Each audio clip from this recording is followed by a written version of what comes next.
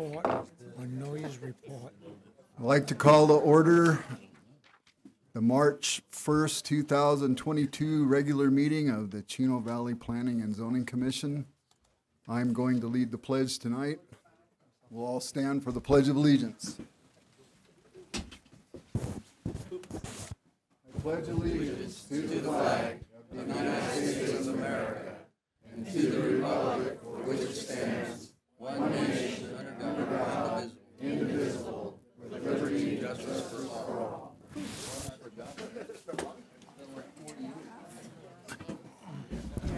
Down where I'm at in Dallas, they don't do that. It's a pledge of allegiance to Mexican flag. That's okay. So we're going to move forward to item C, which is the consent calendar. Do we have anybody on the commission that wants to remove anything from the consent calendar, or are we good to go with that? Good to go. All right, so I'll accept the motion. Mr. Chair, I'll make a motion to approve the consent calendar as written.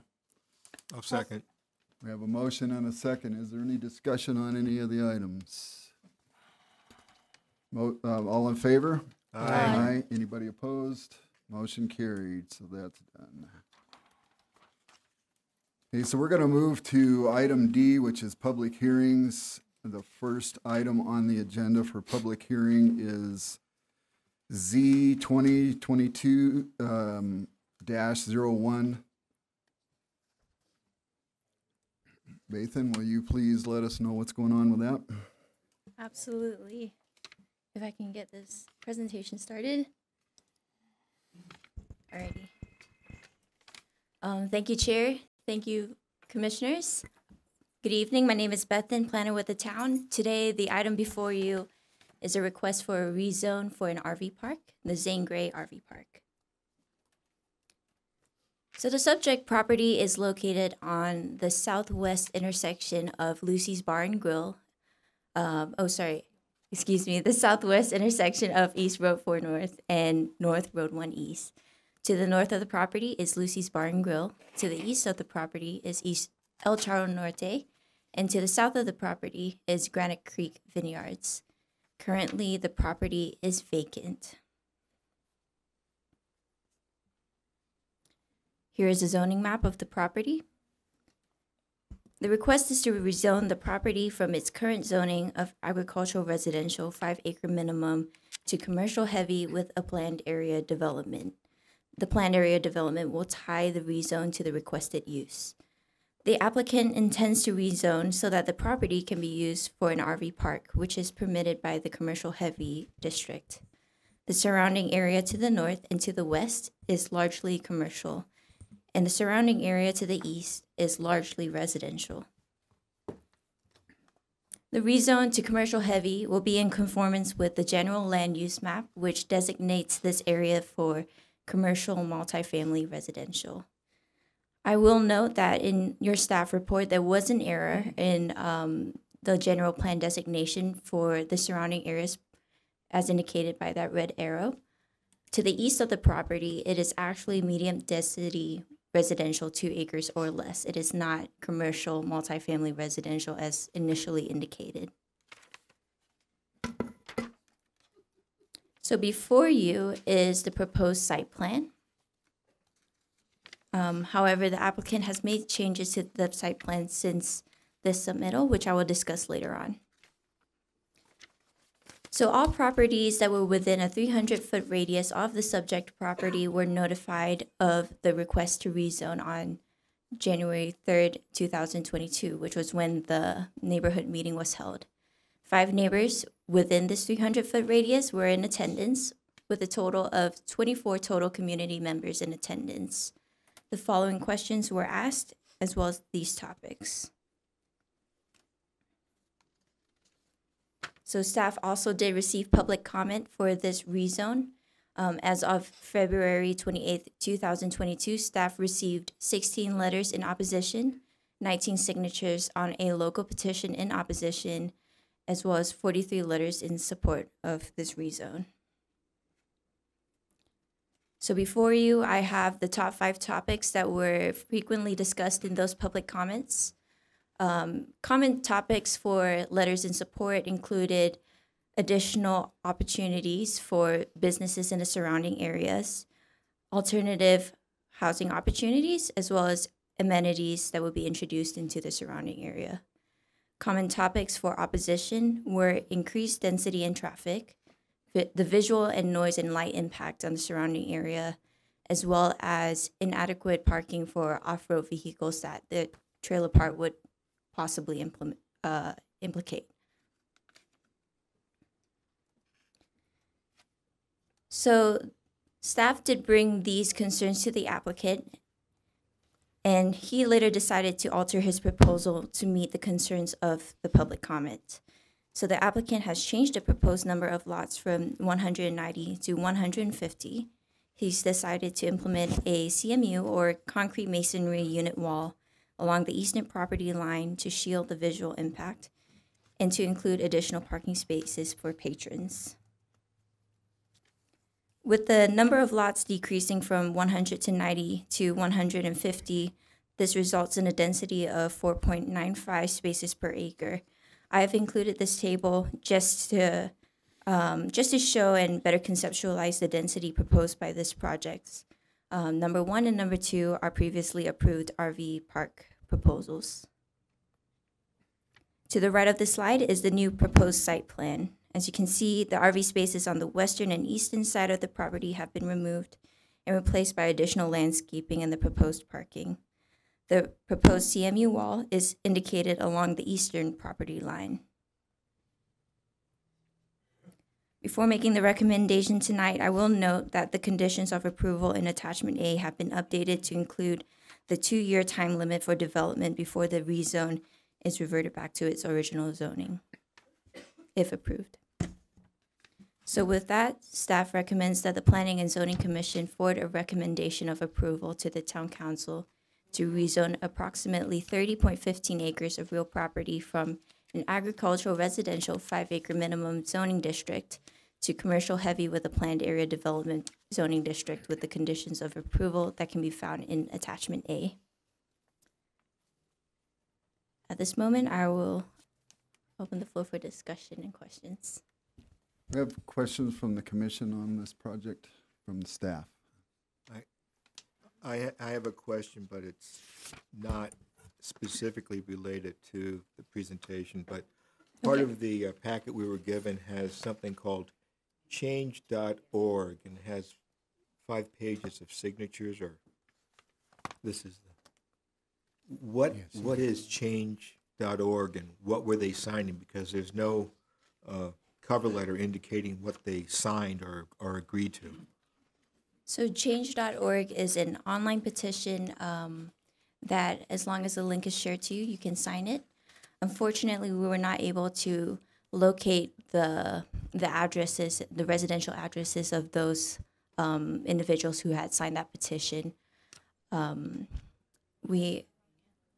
can you pull up the document so that the commission can look at it? Yes. So this, the online petition also had some of these information attached to the petition. Okay. We had identified that some of these points were a little different from what the applicant was proposing. And we have pointed them out and kind of changed them according to that. So we don't really have any idea of street addresses. Nothing was used to verify the location other than what they typed on the computer? Other than the city and the state. Okay. And some of this information doesn't appear that it's exactly what's being presented to us tonight. Is that correct? That is correct. Okay, thank you. Any other questions? What's the pond on the northwest corner? Is that a pool or a pond or? So that is, I believe that is a question that the applicant will be able to expand on later on. Yeah.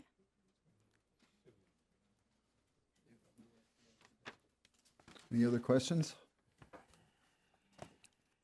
I just noticed on that list of all those names that were submitted over the internet, that about 33% of them were not from Chino Valley. Does that have any significance? So when we notify the neighbors, we notify neighbors within a 300-foot radius of the property.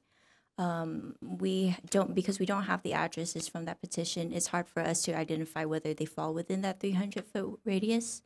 We not only look at that, but we also look to see if they are residents of Chino Valley and they are directly impacted by that.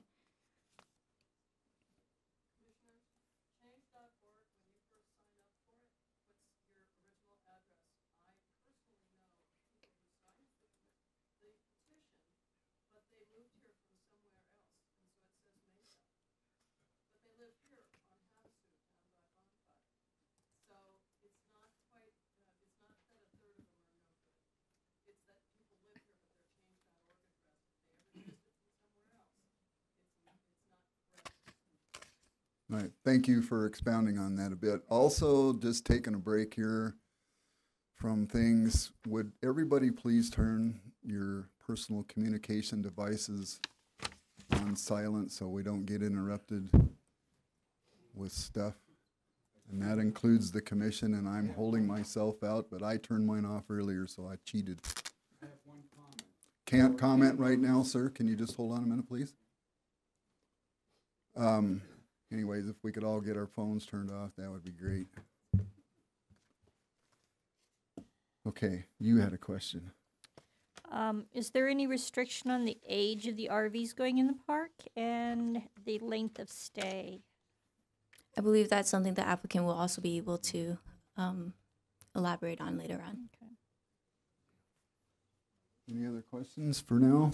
We'll probably be calling somebody Just one up. more, about the wall that was going to be built. How high is the wall going to be? I didn't see those. So our town's Unified Development Ordinance limits the height of any fencing and any walls to a maximum height of 6 feet.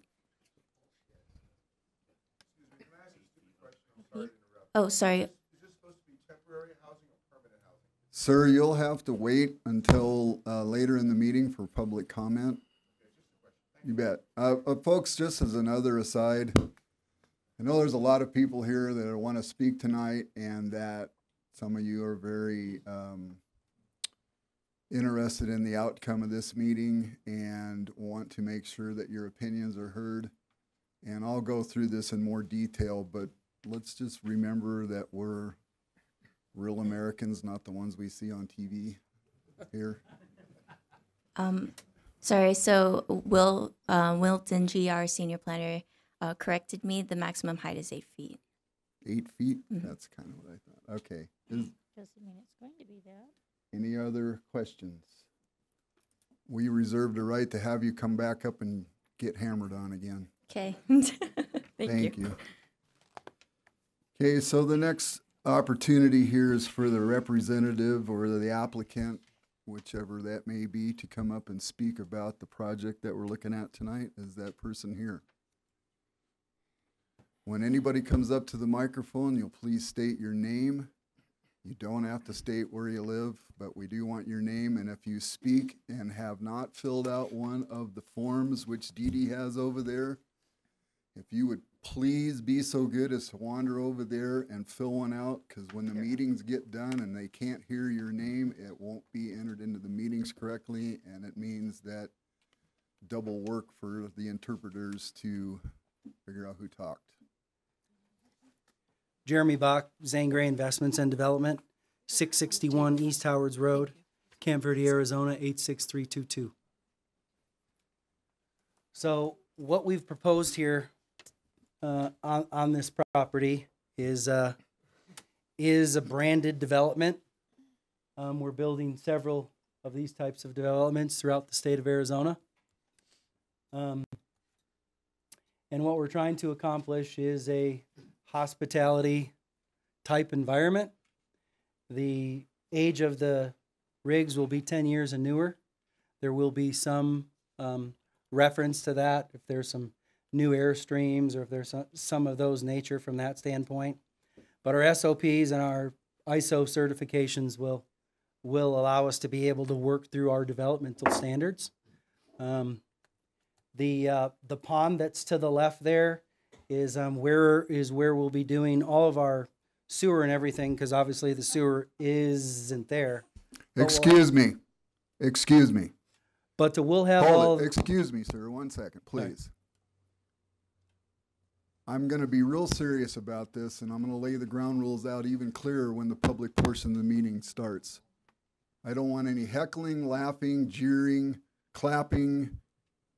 This is not the place for that. We got a lot of stuff to get through tonight, and all it does is distract and cause issues, and I'm not going to put up with it. I'm just telling you straight out. Okay, sorry to interrupt. So all of the plans and design are designed in accordance for future utilities that will potentially be on site. So 8-inch sewer lines, 4-inch water mains, all those different types of things. In the beginning, the water source will which has been approved for the Arizona Department of Water Resources with some shares, will be down there for our 99-year adequacy report specific for the project. And then we're going through ADEQ right now through the process of putting an alternative very similar to an injection well system that's going to be doing some retention and then also going to be doing some on-site irrigation with our effluent A that will be coming from what we're generating on site. All that obviously has to go through Arizona Department of Environmental Quality and Yavapai County and all the other municipalities. We have put the system in other locations, so we know that it can get approved. We know that it does work, and we do have some operational data that supports, it's being able to be managed by a Type 3 licensed manager specific for this alternative product. We have some amenities. We have a clubhouse. We have pickleball. We have swimming pools. We've got some barbecue areas. We have some tennis courts. The reason why we picked this location and area is when you look at the population standards that are going to be happening with the Board of Regents, and you follow those trends from 2000, 2020 to 2050, and all the checkerboard that goes up through this section, there is going to be an enormous amount of growth now or later at some point in the future. And we think that the hospitality side of things, just like with Camp Verde building its brand new rodeo grounds, Chino Valley having wineries, and they're going to have more wineries. There's going to be more people that come in that invest their dollars specifically for these locations. We are limiting stays to 30-night stays. They can be renewed after 30 nights. There's no skirting of trailers. There's no permanent residences. We did along each of the sides listen to what kind of the some of the concerns were. So the closest trailer to each east and west property line is approximately 95 feet. From the setback, 65 feet plus the road width, which is 20 feet, possibly 24 feet. So that's the first inlet of what the RV spaces will be. We've done a bunch of softscape stuff. We've started to go through the process of hiring a landscape architect to make sure that we've got deciduous and appropriate screening from that standpoint for us to be able to work through the process. So from a development standards, we've checked some boxes. We've checked the ADWR box. We've checked almost the ADEQ box, and now we're trying to check the passing through P&Z and understanding that I come from a small town as well. I understand change. I live in Camp Verde off of Quarter Horse. I've developed in there and throughout the state in some period of time. So I respectfully understand their concerns. I'm trying to address them to the best of our ability by what we've done here with these changes. I understand people are upset, and we'll do our best to try to work our way through that if this proposed change is acceptable. I am available for questions, whatever we need to go over. All right, so does the commission have questions for the applicant? So that is more or less a pond that you may be recycling gray water with? So all of ADEQ in Yavapai County is all specific to A+ affluent. just the same way that your facility does its effluent. What's the standard? A plus, A1, A2? Pardon me? A plus. Yep. So it's the same, it's the exact same standards as your public utility has. For irrigation. For irrigation, correct. And so this is all going to be monitored and licensed through ADEQ? Correct. Excuse me, you're building do I understand that you're building sort of a chain of these throughout the state? I am. So do you have any of these up and running in any particular place? I've got a couple commercial mini storage and RV storage in Camp Verde. I don't have an operational one. I'm building one right now in Camp Verde. We're going to potentially build one here. Ehrenberg, we're building one right now. But do you have one of these types of projects? So yeah, it's the exact same model. It's the exact same amenities. It's the exact same colors. It's the exact same landscape scheme. Some deciduous plants might change a little bit. We're looking for a subscription opportunity for people that are in hospitality or that want to downsize specifically, that there's a couple parks throughout this state for them to choose from. So you have an RV park like this already operating in the state? I do not. Oh, you don't? I do not. Okay. We're just in the process of building them right now. So this would be the first one then? Camp Verde will probably finish first, but likely. And we're in the process in Ehrenberg, and we're in the process in Rye, just outside of Payson, and then we're also in Coolidge. Would you be opposed to a complete perimeter block wall? So because of the distances between the commercial section, I'm not saying I would be completely opposed to it, but I think the residential side specifically carries a little more weight than the commercial side, and then the southerly boundary as well. And there's go ahead. 24/7 on-site management? Yes. And what about a traffic study prior to zoning change? Yeah, not prior. I don't think that was a condition specifically. It's not, but would you be opposed to that?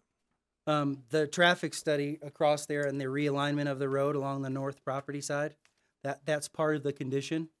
I'm not sure what Chino Valley decided specifically in regards to that. Well, we'll bring town staff up here to talk about Okay. that in a few minutes. Mm-hmm. My last question, would you be opposed to 30-day maximum renewable every 6 months?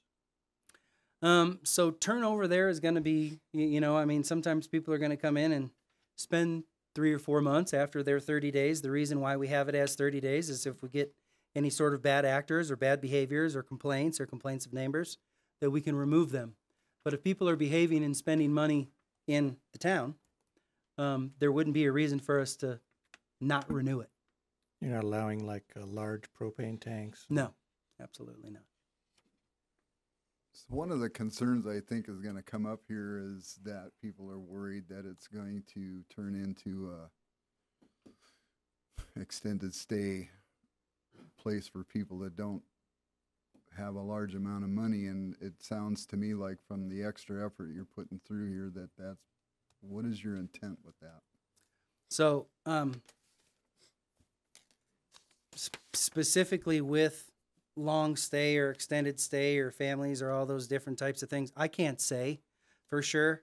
If somebody is going to have a rig that's 10 years or newer and they have children and they're working for the railroad or they're working for somebody else and this is part-time work and it's a 30-day lease and then there's a 30-day lease and a 30-day lease, people that could be coming through there, that could for sure happen. A lot of these rigs, as everybody knows, some of them cost $150,000, $200,000. They're more than some houses, right? The variables or the fail safes that we're putting in are that 30-day for bad actors. Okay, thank you. Anybody else? Yes, sir. What's the maximum length you'll allow? So as per the last hearing, there's still 65 footers, but because of we put some some overflow parking along the edges. Like if people have a car, or they were talking about pulling a 40-footer plus a trailer that had a car that had a this, there's some overflow parking that would go in there, but no amenities or services in those overflow parking areas.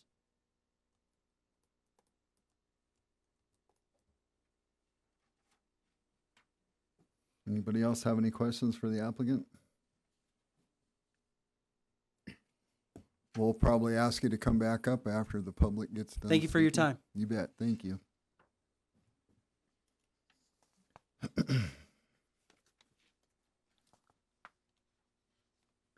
Okay, so this portion of the public meeting is, or this portion of the meeting is going to be opened up to the public for this item only on the agenda. The other items will come later. As a reminder, we're all grown-ups here. We're all going to speak intelligently. We're all going to be polite. Please be concise. I will do my very best to give everybody an opportunity to speak. And we're going to start with a 3-minute time limit. I may, under a special circumstance, extend that time limit, but it will be completely upon my discretion. If you come up to the microphone and you get out of bounds, I'm going to tell you, not ask you, I'm going to tell you to please leave the podium and sit down.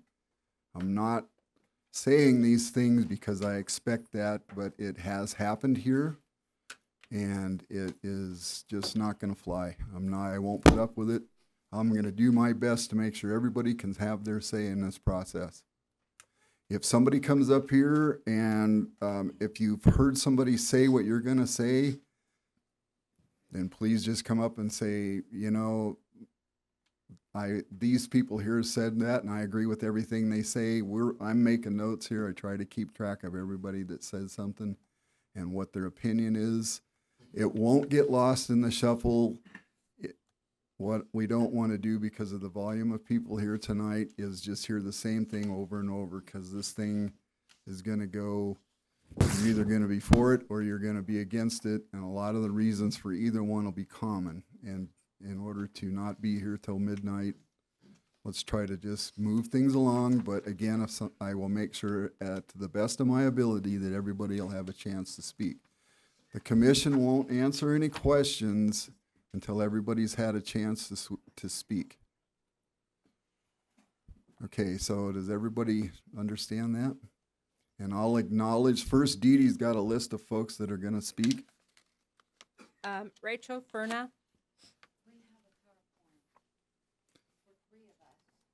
Okay, so how long is your PowerPoint?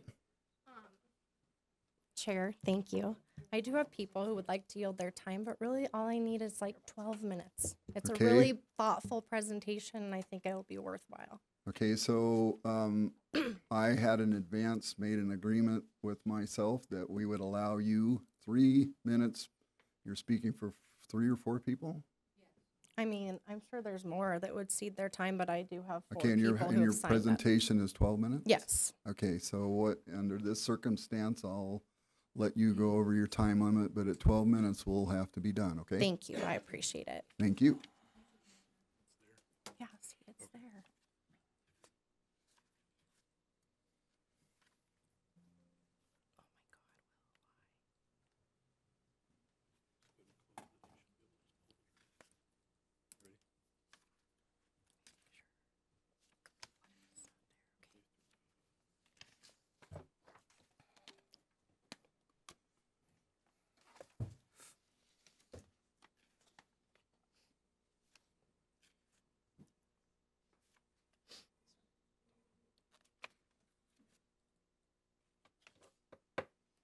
Does this count towards your 12 minutes? I don't know. We've been really struggling to get this up.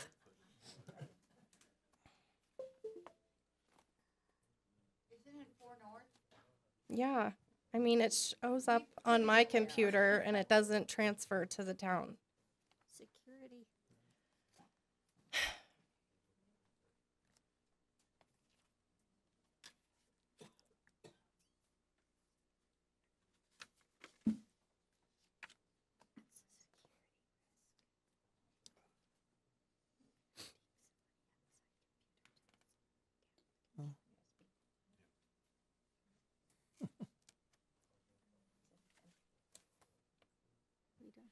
I don't know if they're plugged in or just doing the Wi-Fi. Somebody else speak and we'll close you out at the end. I can't pull it from here. So go ahead, open it up. Plug it in directly in there.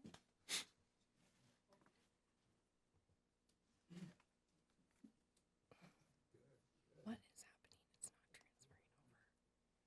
So can you find it real quick?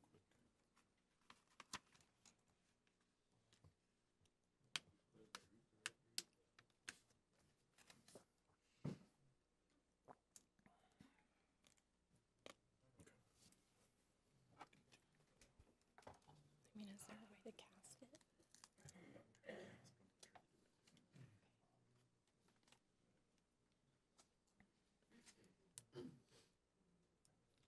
Technical difficulties. Should we have somebody else speak meanwhile? Chuck?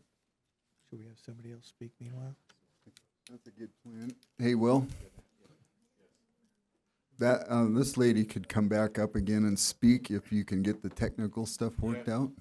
I think I might have it here if you, 30 seconds. Okay. I'm good. If you're that close, we'll just wait it out. Thank you.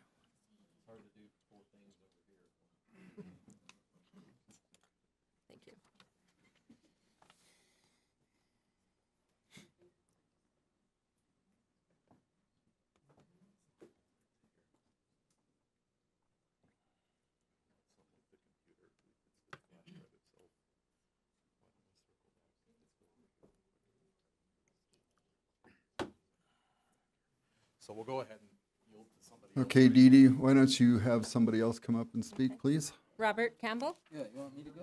Yeah. Thank you. You're up. How are you folks tonight? Young lady, could I get you to put that map up that shows the property?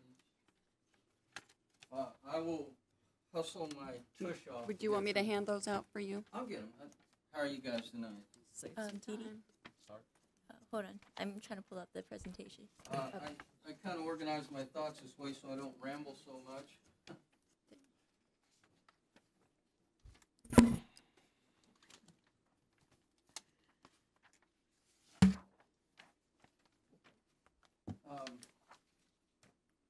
My name's Robert Campbell. My family's been in Chino Valley. Sir? You have to be in front You of have to be up at the I microphone. just want to point something out. I can kind of yell Still and need now to- come to the no. microphone. Is that okay? No. No. because it No. doesn't There's a pick up. pointer. Here, and here's, no, here, and here's my 30 acres. I have 30 acres of land. All right, my expertise tonight, I'm sorry, I apologize. Could My you state, excuse excuse me, could you state your name, please? Robert Campbell. Thank you. Yes, sir. For the Thank you, Mr. microphone. Merritt. Excuse me, I have a pointer if you want to use it, I think. No, it's fine. The people got the message. All right. I'm about 700 feet from the property, right on Road 4 North. We've been there about 60 years. My expertise not to complain or anything. I'm a builder. I'm building a spec home on 5 acres. It's going to be appraised at about $800,000, a full masonry home. What I'm going to talk about tonight is the 5-star RV park. My brother and I, for 20 years, worked for American Summit Insurance, which is Lloyd's of Lending, that insured hundreds of thousands of mobile homes and RV and trailers across the United States. We did anywhere from 6,000 to 8,000 inspections a year, over 100,000 in our career, over 500 parks. We covered 8 counties in the state of Arizona. I am extremely familiar with the 5-star park, all the way back down to a ma and pa park, or what we call a slum park. Bottom line, less than 2% of the RV parks in the state of Arizona are what are classified as a real 4-star, 5-star park, okay? Mostly what makes a large 5-star park, land, 100 to 300 acres. 30 acres doesn't get it for a 5-star park.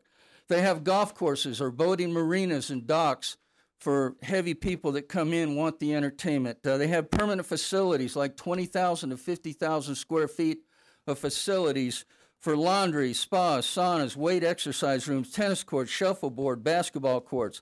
They have large office facilities for office staff, accounting, sales, and security. They employ 20 to 40 people usually. The best parks have 2, sometimes 3 swimming pools. This is very important. A 5-star park will provide adequate space between sites with attractive landscaping and shade and provides guests a sense of privacy and breathing room. They will accommodate very large RVs, 70 to 80 feet. The bigger and better parks offer pull-through spaces. Large RVs are very hard to back up. The better parks have asphalt paved roads that include concrete sidewalks, gutters, and collect water runoff and adequate retention areas. A 5-star park will have Wi-Fi service. It'll have trash collection. Yeah, they have garbage trucks that go around and collect trash in these parks. They have pet areas. Each state will have a concrete patio with a picnic. That basically covers a 5-star park. All the hookups are a minimum of 50 amp service, not a 30 amp, 50 amp service. Sir, your time is up. May I say just something in 1 minute, Mr. Merritt, please? All right. Look, I'm a builder developer. I have 30 acres. I have 30 acres down the road. I'm building my first half. I have 3 more 5-acre parcels, which I'm going to build on. The house will appraise for $800,000. RV parks are a great asset in the state of Arizona. If you're on the Colorado River, if you're in Lake Mead, if you're in the big metropolitan cities, if you're in an area where people want to go. Chino Valley is not a destination city for an RV. It's a bedroom community for homes, and people want to live and farming and ranching and cattle. RV spaces in any form do not mix with residential housing, especially expensive residential housing. They will depreciate the value, they will hurt the value, and you have nothing but complaints from the neighbors. I apologize for being a little bit crude, but I'm very much against this, and I'll fight it to the best of my ability, and that's all I can do. And thank you very much for your time, sir. Thank you. And people, thank you.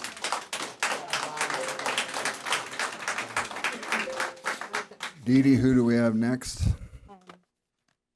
Barbara Salea. Oh, for the next one, I apologize. Sharon Riley. Aaron Taylor? Okay. Hi, I'm Sharon Riley. This is my daughter, Arwen Taylor. We moved in a couple of years ago. We have a well. We have trees that need to be on an irrigation system. We just got our well dug 20 feet deeper. I have serious concern about the amount of water that's going to be taken for irrigation and for the people that will be coming and going from this place. I also have concern for the horse rescues that are surrounding everywhere around our house. There are people that are rescuing horses, wild horses that they're trying to tame and ride along these roads. They're spooked horses that need a lot of quiet. So the whole culture of our neighborhood being very calm and quiet is part of the prosperity and joy for everybody in my neighborhood. And I just needed to say, on behalf of the horses and on behalf of the water, I'm terrified about the water. My main concern is also the water. I believe that even if this were to be built, having a pool when we already have a public pool, kind of weird. I don't know a better way to word that. Sorry, I get anxiety. My second concern being that I don't believe this will help the residents of the park either, because as the applicant himself said, sometimes these trailers are more expensive than an actual house in the area would be. So long term, it's not good for either our environment and our location or the people who will actually be living there. And that is where I think I'll stop so I don't run on. Yeah, so since we have a minute left, if I don't have enough water to maintain the plants and the trees in my yard that need to be watered from my well, they're gonna all die. And that's a huge part of the beauty of my property, is the trees that have grown there for the last 100 years that are still beautiful and lush. I went too long in the spring from watering and all this brown started dropping. So they need to have the water, and I'm just wanting to be sure that our resources are protected. Thank you. Thank you. Okay, please hold the applause. It just slows things down. Okay, Dee Dee, do we have somebody else? Aaron or April Durnez.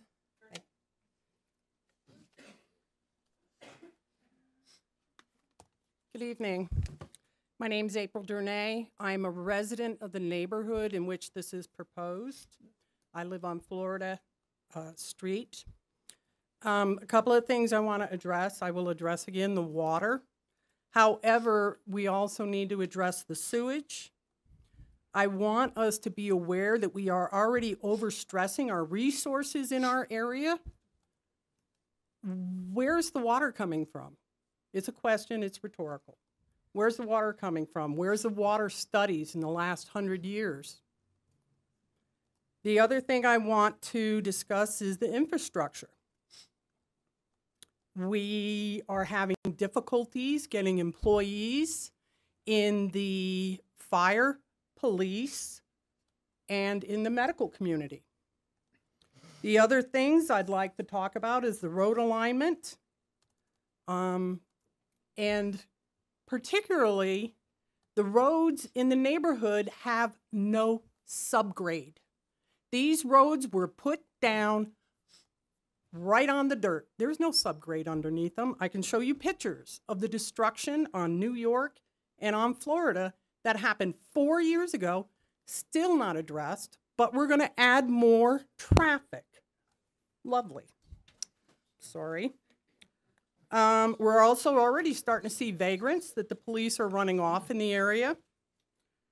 And why is there a need for an RV here, RV park? Again, I'm going to agree with this gentleman. We're not a destination. The money's going to be spent in Prescott or in Flagstaff or Williams. It's not going to be spent here. They aren't going to be able to get in the grocery stores. We can't even get in them now. Walgreens, can't get into Walgreens either. We're overwhelmed already. This would just overwhelm us more. I'm going to end there, folks, and I just want to say we really need to consider our water. Our water issues are there. I have a well, and that is a commercial well, and it is going to pump a lot of water out of the aquifer that the rest of the people in this area depend upon. Thank you. Thank you. Sorry. Just got to always be pushing, huh? I'm sorry. I apologize. All right, Kathy Dee Dee, do we have Middles- somebody else? I'm sorry. Kathy Middlestead.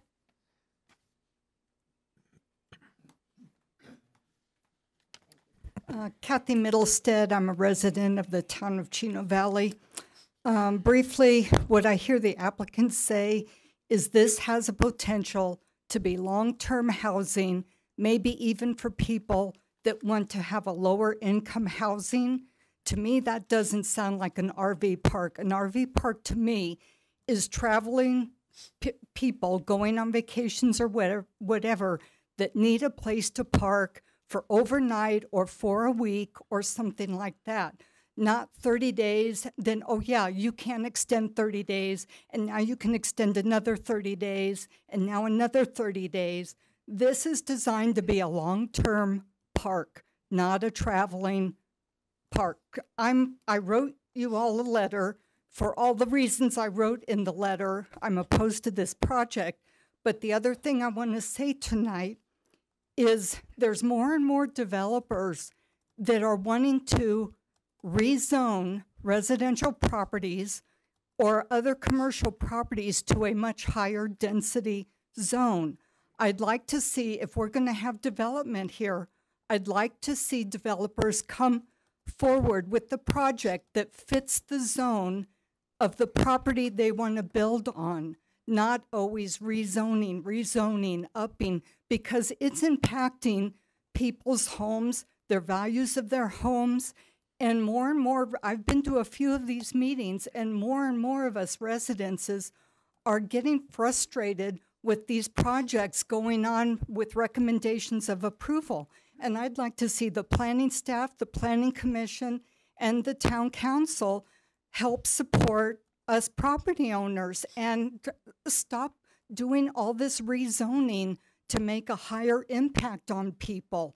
roads, water, infrastructure, people's property taxes, people's property values.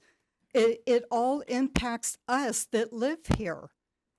Thank you very much. Thank you. All right, Dee Dee. Gary Denny.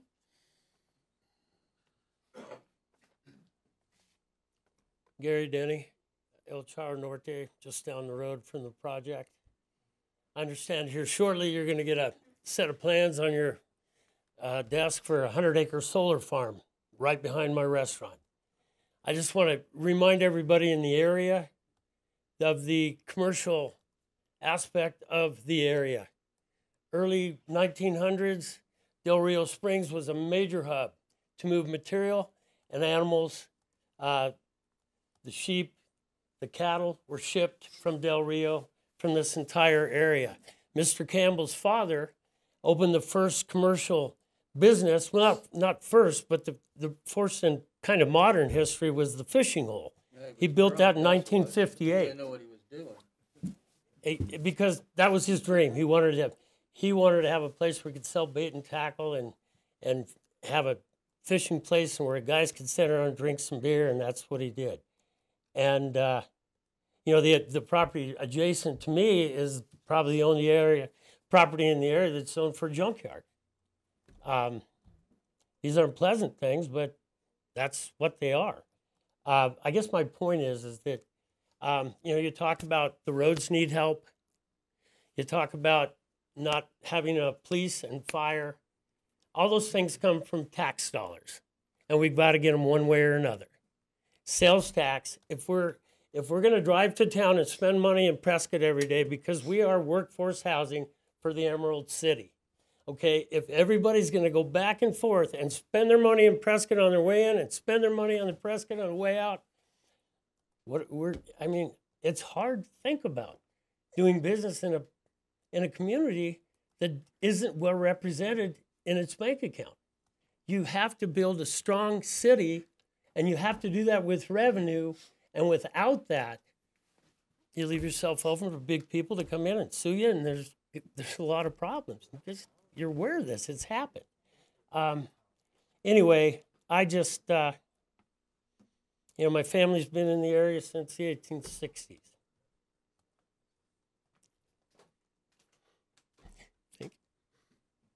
Thank you, sir. Appreciate it. Okay, so Will, did you guys have success? We're hoping. Okay.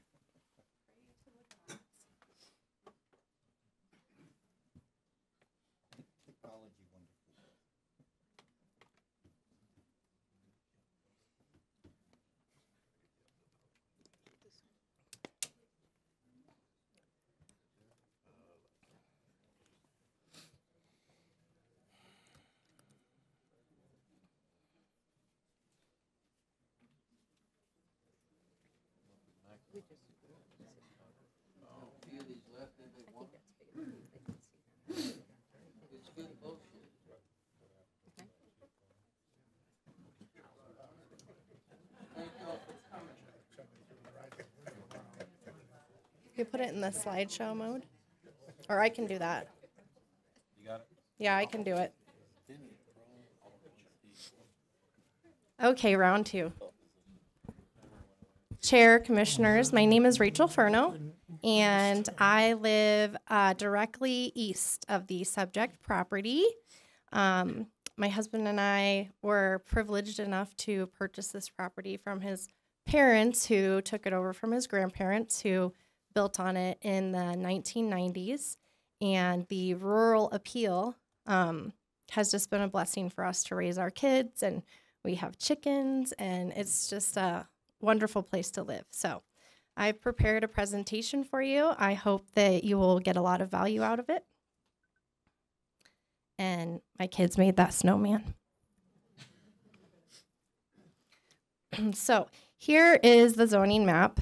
And I just want to note, out of the 28 parcels that were sent notification, 8 were out-of-town residential, 9 were out-of-town business, 1 was incarcerated, and 6 were in-town residential, and 5 were in-town business. At the neighborhood meeting 5 of the in-town residential people showed to voice their concerns, and the one person that was absent has since signed our petition in opposition of this rezone. There were none of the business owners attended. And I just think in particular, we should point out that over 50% of the parcels that were sent notification, several of them were out-of-state corporations or out-of-state businesses or out-of-town businesses, and weren't properly represented at the neighborhood meeting. This shows you the people who were notified, including the 4 parcels across Highway 89. Of those 2, I was able to contact them, and they both signed petitions in opposition of this. One was the new Chino Valley Lumber, and the other was Michael Investments. Now, this is an aerial vision of our neighborhood. I want to point out here that this is the parcel, the subject parcel. This here is our neighborhood. This is Granite Creek Vineyards and Agriculture. This is a seasonal agriculture parcel. Here we have all agriculture, open space. This is my property here. And as you can see, even extended, it's a very low density neighborhood. We do have businesses along Highway 89, which is proper, and some businesses along Road 4 North. But I just wanted to give you a look at the reality of the low density population in this area if you haven't had a chance to visit it. Now, the neighborhood concerns that were voiced at the neighborhood meeting February 26 are as follows.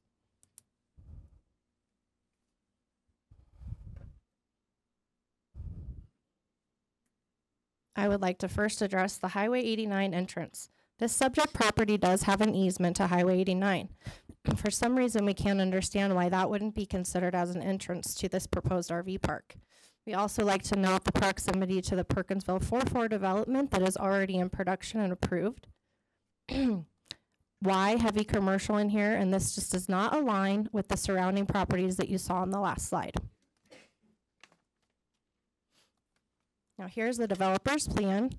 We were not provided the updated plan, but staff did inform me that he would be eliminating these 2 rows. Unfortunately, yeah. Might be a little better if you just got a little further away from the microphone. Oh, is it too? Yep. Okay.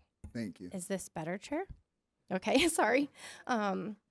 So we feel that these rows were eliminated because after the report was submitted, the dedication along Road 1 East was put in, and we don't think that it would have allowed for a row here anyway, so we don't necessarily feel that this was a concession made by the applicant after taking into consideration the concerns that were voiced at the neighborhood meeting. I would also like to note that we're not unreasonable neighbors, and we were willing to discuss with the developer how this could happen. And at the neighborhood meeting, several of us offered our emails and our phone numbers. As far as I'm concerned, and as far as I know, none of those people were reached out to actually address some of our concerns with the applicant.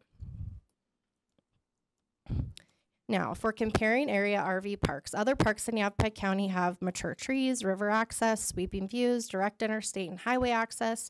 Some of them are across from mobile home parks. They are not in rural neighborhoods. This proposed project has no mature vegetation. It will take years. It has no natural attractions. There are no views. The access points are off rural, arterial, residential streets, and it is in a neighborhood with permanent residents. We visited almost a dozen RV parks. They all have similar density and appeal to this. They were located in Yavapai County. And it just begs the question, does this align with the neighborhood I showed you? Does this align with our town plan? Now, the impact to the community by this project, first and foremost, it's in a very high density and a low density neighborhood. By our math, the ratio increase of 8-to-1 or 800% is the volume of units or housing that it would bring into the area. There's a huge increase in traffic projected with over 300 plus people potentially living in this space. I would also like to note that ADOT was not even able to make recommendations for this project until a traffic study was completed. Now, If you look on the MLS for commercial properties along 89, several of them have had to do their own traffic studies. They give an average of anywhere from 21,000 to 24,000 vehicles a day along Highway 89. It is my belief that the roundabout at 4 North and 1 East will be highly affected by this park. That doesn't just affect Chino residents, it affects anyone commuting from the Paulden area and further. So I feel that it would be extremely necessary for that one study at least to be done before this rezone is approved. The impact on the property values, safety and security has not been addressed by the applicant. In our neighborhood meeting, he stated that if there was someone who needed to be removed from the park, our city and town resources would have to be solicited for that. And I think we all know how limited our resources are right now. And that's a question that should be asked is what amount of expenditure or pressure does this put on our city resources? The road conditions, which if any of you have driven on an arterial street, you know we're in a serious state of decay. These are examples of the actual street around this project.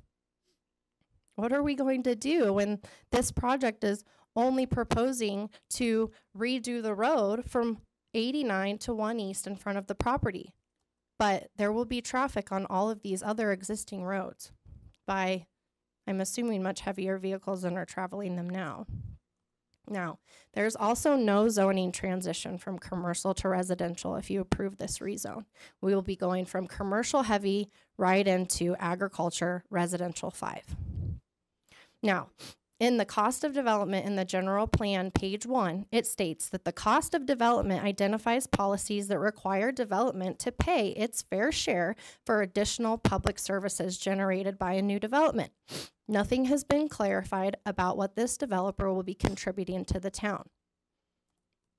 Now, most of our neighbors are opposed. We have received over 350 plus signatures. It's unfortunate that I wasn't informed by setting up the change.org petition that those signatures would not count because they cannot be verified. I do have a number of ink signatures and a high percentage of the adjacent property owners and the immediate landowners that will be impacted have lent their signature to this opposition. I will do whatever it takes to get verified signatures. Now, also 12 detailed letters, which I think Bethan has received even more since then, have been submitted with opposition. Now, I would like to line out how the project does not fit with the town plan. The town plan calls for zoning buffers between zones. The AR5 to commercial heavy for this purpose is too abrupt. The town plan, and the Chamber of Commerce promote laid back, open space, ag and farming heritage in our community. Now, this is a low CapEx project that costs the town more than it adds. You may ask how it costs the town more than it adds. Well, I would argue that because there will be no additional funding from this developer to help with city services, that there's just going to be a complete drain. It is commonizing the cost of this project while privatizing the gain for the developer. Now, questions we should ask. What is the point of zoning if not to put land uses in their proper place? Why is it that rezones are approved prior to the technical studies being done? Shouldn't we have all of the information? Could we wait until the town's new general plan is complete for this project to approve this? Is there anywhere within 62 square miles of Chino Valley that is already zoned for this use? Hold on one second, please. Mm-hmm. Can you make a note of those questions for me somehow? Yeah. I can send you a copy of this too, Lori. Yeah. The answer You've to that exhausted question. my ability to write. Well, you got a hand cramp. I can forward this presentation to you as well. How much longer do you think you're going to Just a few minutes longer. Okay, thank you. So the answer to that question, is there anywhere that's already zoned for this use? Yes. Send this to Old Home Manor where it is an appropriate land use and in fact desirable. Actually, you guys are advertising for it already. RV. Okay, now I just want to line out within the UDO and the general plan specific statements that can show you how this proposed rezone does not align. In the UDO 1.2 purpose, it states, to lessen congestion in the streets, to prevent the overcrowding of land, to avoid undue concentration of population. That is the purpose of the UDO. Now, the section for planned area development overlay districts, the purpose of those, encourage the preservation of community character and stabilization of the surrounding neighborhoods. Then we go to the general plan, page 10. While the committee emphasized the need for new cores with sustainable lifestyles, they also identified the need for the protection of existing large lot, low density residences. That protection can be provided through buffering and separation. In the general plan land use element, page 16, protect existing residences in large lot neighborhoods. So I think it begs the question, with these specific statements and seeing the area that this is in, does this conform with the general plan and the UDO? I do not think that it is. I do not think that it aligns with the neighborhood. I would like to thank you guys for your time and allowing me to speak. Chair, the extended time is much appreciated. I'd like to extend my thank yous to Lori, Will, and Bethan for their assistance with this, and the audio video guy who helped. But most of all, I want to thank everyone back here, because this is what democracy looks like, and I am dang proud to be a part of it. Thank you. Dee Dee, do we have somebody else? I do. Julian Baker. Okay. Thank you, ma'am. Appreciate you saying that. Gary Beverly. And his wife wishes to donate her time to him. What was the name again? Gary Beverly. Beverly. Sorry. Thank you. Good evening, Commissioners. My name is Gary Beverly. I live at 1219 Granite Creek Lane in Chino, and I've lived there since 1974. So first of all, I want to thank you all for working like this and coming in at nights and putting your time into helping manage the town. I think that's kind of an unsung job, and so thanks. I'm going to put you on the hot seat just a little bit here. I did send a letter, and it was in your packets, and it had a lot of the points in there have already been addressed by modifications in the developer's plan, so that's gratifying. One thing that's not addressed is the recommendation from staff to approve this zoning, and I think the points that the last speaker made are really important in that respect. So I'm not going to go into detail in that. I want to say we're not opposed to RV parks. This is a location problem. We're opposed to them in this location in our neighborhood, which is inconsistent with the character of the neighborhood. And it's contrary to the town's goal of developing the business park at Old Home Manor. Much better location for it out there. If they moved it out there, we'd be all for it. So if this rezoning is approved, which we certainly hope isn't, it's essential that a really well-written, tight development agreement accompanies this. And if that development agreement is not approved, is not completed within 24 months, the zoning must revert. We've seen too many cases where developers come in here. Excuse me, sir. You could back away from that microphone just a tiny bit. Sure. We won't get all that whistling. Thanks. Sorry. Yeah. We've seen a lot of developers. I mean, since 74, I've been following Chino town politics, and we've seen all kinds of projects come up, developers making pretty pictures, and then it never happens. And we don't need that here. You need to nail this down really tight. We have concerns about public safety. I assume that the town codes will provide access inside a park for emergency vehicles. The traffic study is really important. That section of Road 4 North is the primary access for over 175 lots that lie east of there. It's the fact that the town notifies lots within 300 feet is a joke. The impacts from this extend far beyond that. We drive past that place many times a day, and the traffic study needs to be completed, and that road needs to be upgraded. to support large RVs, fifth wheels, etc. That upgrade is the developer's responsibility, not the town's. I don't see that town resources need to be expended to support private development.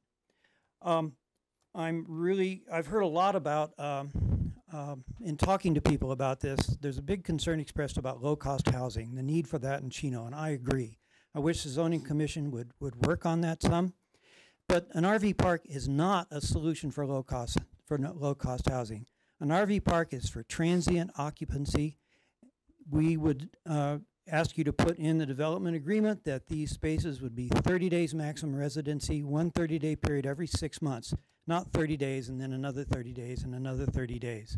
This is not permanent housing. This is short-term housing. I hate to cut you off, but you're over your time here. Did you want to use, I'm sorry, his wife asked to donate her time. I'm sorry.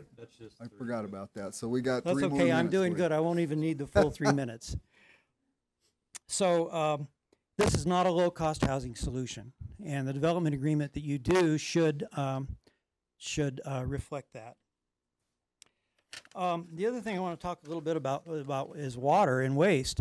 I think I just have seen for the first time this idea that there is a wastewater treatment pond right at the entrance of near the intersection of Road 4 and Highway 89.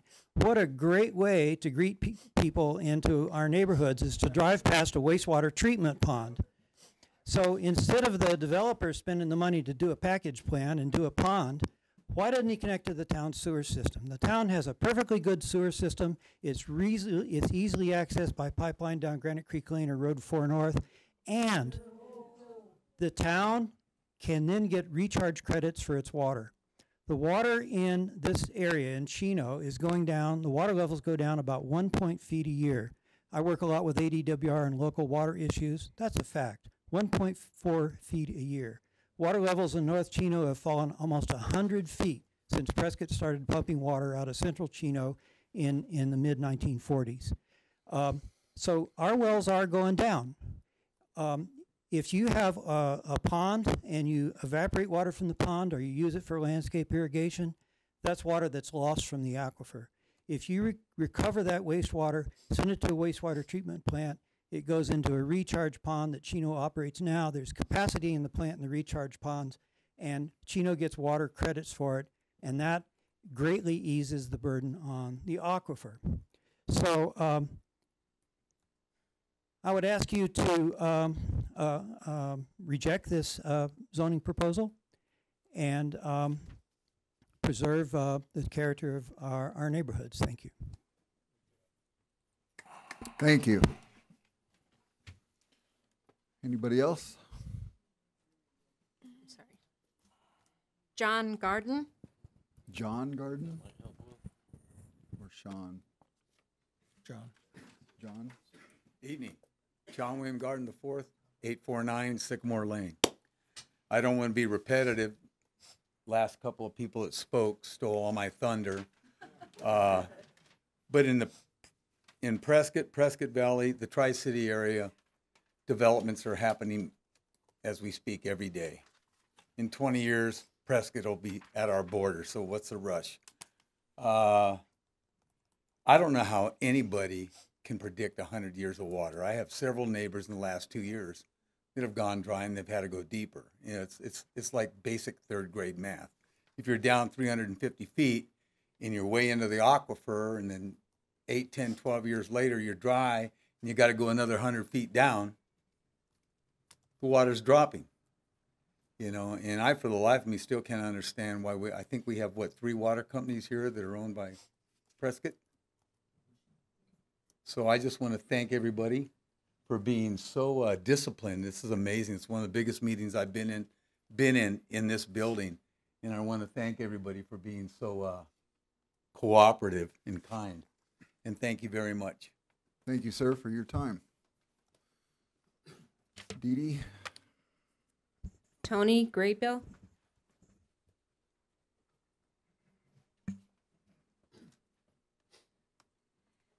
Good evening. My name is Tony Graybill. I'm a 30-plus year resident at 1022 East Granite Creek Lane. I'm on the corner of Granite Creek and Road 1 East. First of all, we have one winery in Chino Valley. And I'm not going to be repetitive either. All of my lovely neighbors in Chino Valley are here to pool together, and we ask you to please reconsider this project for all the reasons mentioned. They are all very legit and very valid reasons. This isn't the revenue that you're looking for. I think that we've made some poor decisions on good revenue for Chino Valley, and like some of the people have stated, let's go for that. I just don't think this is adequate revenue. It's kind of a hit and run project, one of my neighbors said, and I like that because there's just little capital, little expenses going into this project, little taxes being paid, and all the neighbors are paying for it, and all of Chino Valley. Thank you for your time tonight. Thank you. Dee Dee? Diane Audette.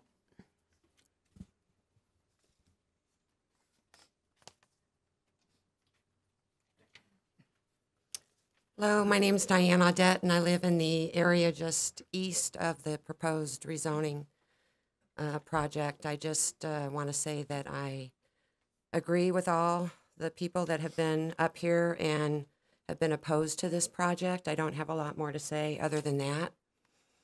And I just pray that you guys will make the right decision for the people that live out there, that moved here for the rural community and the quietness.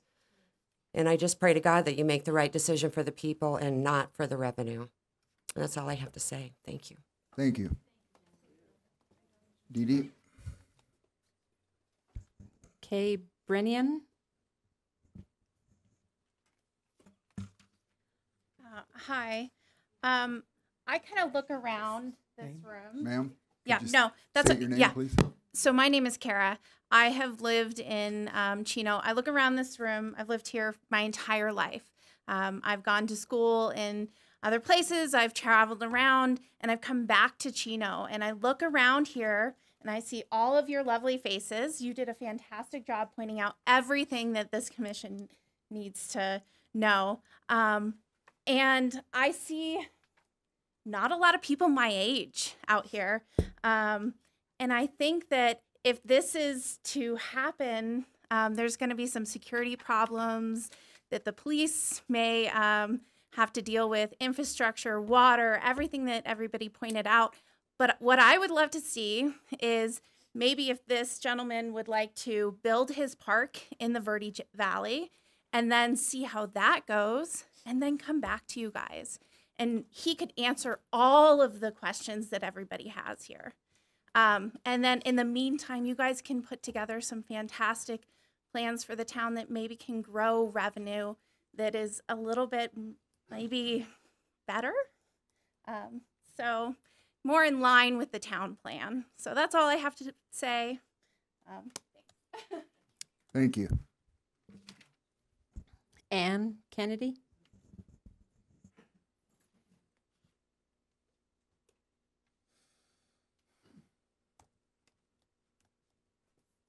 Hi, I'm Ann Kennedy. I'm the tasting room manager at Granite Creek Vineyards, which has been brought up several times in several presentations this evening. I live within a couple miles of this proposed site where I own my home with my husband, and my son attends Territorial Early Childhood School on this street as well, which is North Road 1 East. I'd like to say, as a local business manager, I'm against this proposal. This will change the landscape of our street, and we should not rezone. We have residents, we have family farms, like the Vineyard. We have animal sanctuaries, like we have at the Vineyard for Wildlife, and the nonprofit there that Ali Amato has created. And I'm not gonna repeat anything that's already been said, but Ali Amato, our owner of Whiny Cats at Granite Creek Vineyard, is also against this proposal as a resident and business owner. Thank you for your time. Thank you.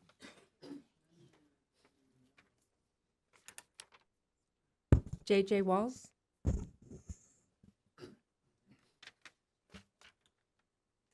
How's it going? My name is JJ. I too live here in Chino, just down the road, not too far from where this RV proposal is supposed to take place.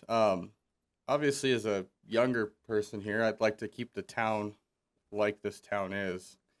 I also like to take a logical sense at the situation at hand. He has not proven himself in an RV park yet. I think it's pretty clear and obvious he's trying to take advantage of our severely increasing rents and unaffordability of the area by allowing long-term stay, 30 days and more, 30 days and more, 30 days and more. Obviously, infrastructure is huge. That's a pretty tight area. I don't know if you've driven a truck and RV, but I have, and it's not easy to maneuver. Roads aren't set up for it. Fire department, I'd kind of be interested to see what kind of, if there's a fire in the RV park, is there any information in regards to that? Safety and security of people, is there, there's a lot of different things that would be addressed that I don't think have been addressed by the person that's presenting this, RV park. And I'd just like to see the town not be utilized as a cheap land source for, obviously bigger areas, which I assume is why he's not there. Williams would be a huge place for this. Sedona, Flagstaff, Prescott. I think that Camp Verde and Chino Valley are cheaper locations to buy land, but close enough to the destinations as well. And again, like many have said today, it's not about us being a location of desire. It's us being close enough to desire. So I don't think his revenue is going to be an increasement to our neighborhoods in our town. Thank you. Thank you, sir. Clay Camaro.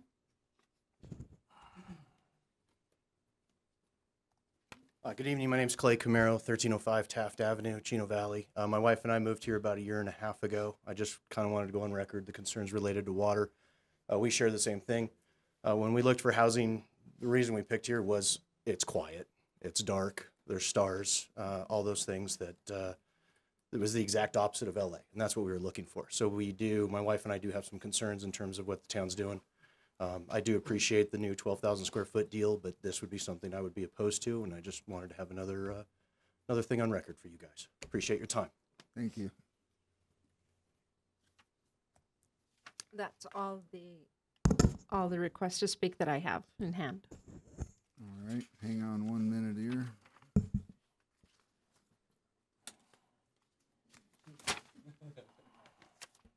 All right, so is there anybody that did not turn in a piece of paper that would like to speak?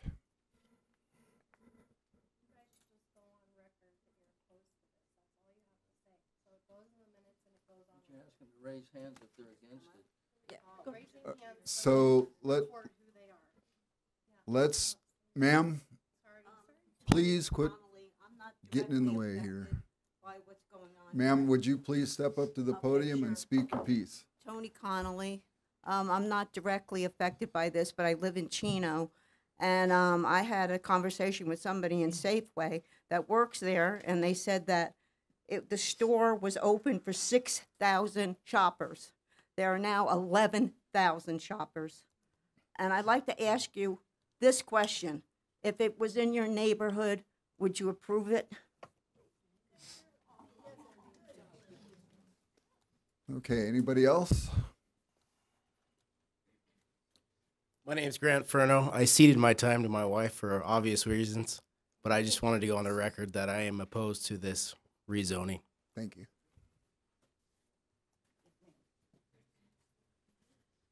My name's Linda Steiger Barnes. I'm opposed to any kind of transient building for the simple reason that has been stated. What's the draw? Thank you. Before people just start walking up, please raise your hand. Let me acknowledge you. I get it. Thank you.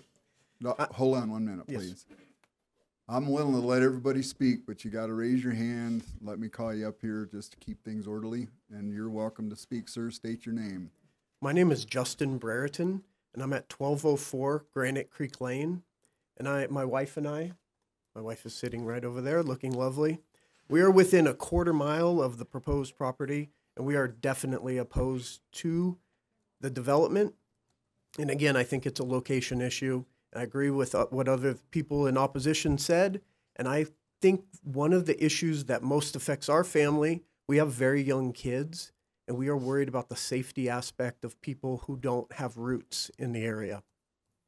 All right, thank you. That's a good point. Anybody else, ma'am? Very good point. My name is Susan Crusoe. I've lived in that neighborhood since 1981 in 3 different houses. There's only one way in and one way out of that neighborhood. I'm highly opposed to a RV park. The other thing that you don't talk about is I think we have a dark sky ordinance in this town, and the light that will blend into the night skies will be very detrimental. Thank you. Thank you. Sir, and I saw a lady back there somewhere. All right. My name is Tom Durnay. I'm 1519 Florida Lane, and I just. I'm sorry, on the Mr. record Chairman. that I Could, oppose. Mr. Chairman, could you repeat your name again and slower? Because we don't have cards for the rest of you, and we need to put your names in the minutes. So we really need you to help us with that piece. Thank you, Mr. Chairman. My name is Tom Durnay, 1519 Florida Lane, and I'm just on record that I oppose the. Thank you, sir. There was a lady right back here, and then you next. Please be real slow with the names because it's hard to write them quickly.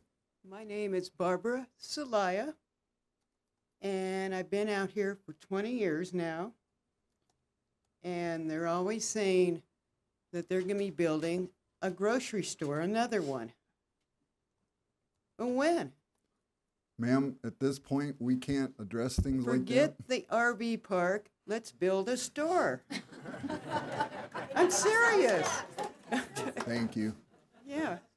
And I'm for the next one, too. All right, thank you. Okay. Who did I see over here? Yes. And then, ma'am, in the purple shirt, you're next.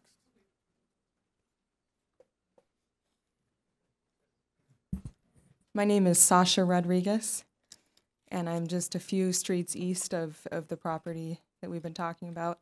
I'm also very concerned about the safety issues and crime and things like that. I have 4 young children who love to be outside, and this, we're very against it, my husband and I. Thanks. Thank you. Ma'am?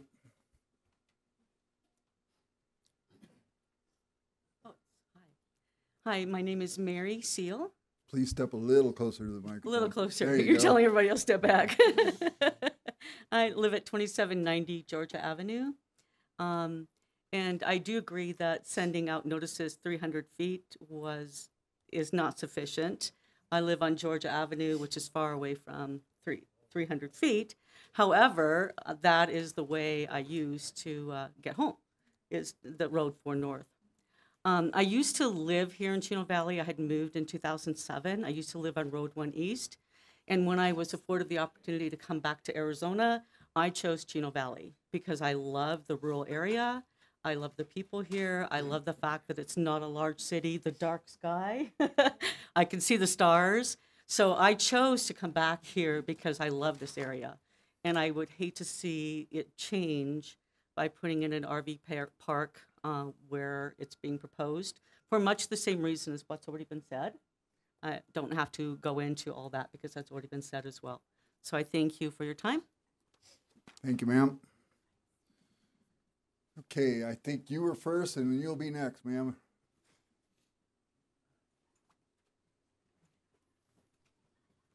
Good evening. Thank you for taking all of us. My name is Lila Pierce. I live at 1151 East Road 4 North. We sold an entire ranch in Flagstaff to move to Chino to be near our sons and grandchildren. We've had a lot to do with down here with Chino Valley throughout the years. We love the small, loving neighborhood. And I don't know about how many of you have ever been around RV parks or lived next to them. We've been in construction for 55 years.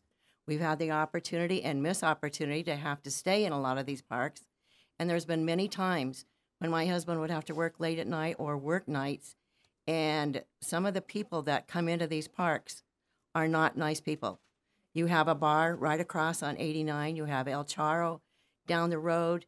You can have a lot of construction guys come in, and I'm not saying they're all bad because they're not, but some of them come in, they're tired, they want to just sit around, drink beer. Pretty soon they're banging into your trailers and stuff and driving down our roads. And like I say, I live right next to where this is going in, and I love the way it is right now, and I don't want to see a bunch of drunks driving down our road. Thank you. Thank you. Yes, ma'am.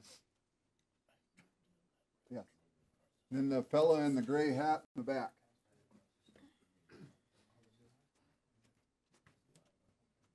Hi, I'm Alicia Sutton. My family has lived in Chino Valley since the 90s. In the Sunrise subdivision, which is that neighborhood, our family's built 3 homes in that area.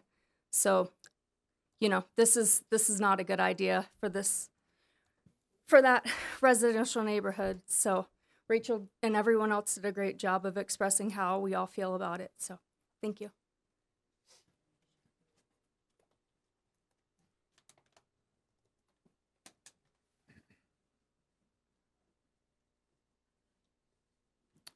My name is Mike O'Connor Massey, and for better or for worse, I was on that 2000 committee, the Citizens Committee, to help build that general plan more than 20 years ago. I helped define that commercial corridor, and since then I've seen the town move southward. Safeway move south, a lot of the commercial areas move southward. I think it's a little too soon to decide that we want to fill in Road 1 West to Road 1 East with all commercial, because I think it's time for another general plan to look seriously at where the town's actually going and where the town wants to go. And I support RV parks, but I don't support this one because of its location and everything else everyone else has said. I also have some questions about that. If I don't have an RV, but if I had a $150,000 RV, I probably wouldn't want to put it in a 10-foot wide space because I wouldn't even be able to hang out my awning or a pull-out or something like that. So I don't know what kind of RVs would go in a teeny tiny little spot like that, but I doubt it would be something that expensive. Thank you. Thank you. Sir.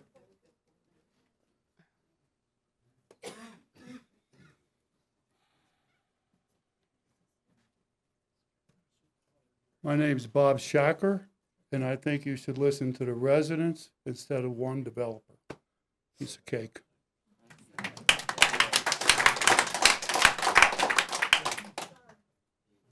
Gentleman in the cowboy hat right there.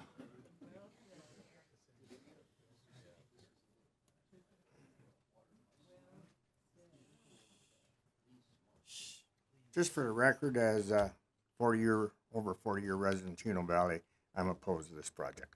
Could you state your name, please? Gary Steinmetz, I'm sorry. I'm sorry, I heard Gary. Gary Steinmetz. Steinmetz. Thank you.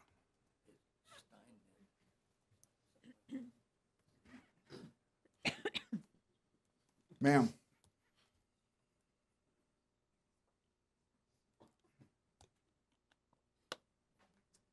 Hi, my name is Lori Redfern, 1253 Granite Creek Lane. My parents moved here about 50 years ago. I grew up here, and I agree with all that was said up here, and I am opposed. Thank you. Thank you.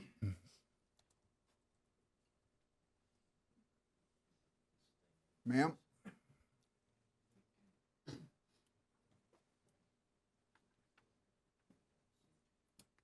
Hello, my name is Celia Vandermolen. I'm not directly affected by the area, but I came actually not knowing a whole lot about the project, just out of curiosity to see what the people had to say. I grew up in Chino. I have volunteered for the 2010 general plan. I volunteer for the Parks and Rec Board, and I think you made some excellent points, and I don't think it's an appropriate area for this. Thank you.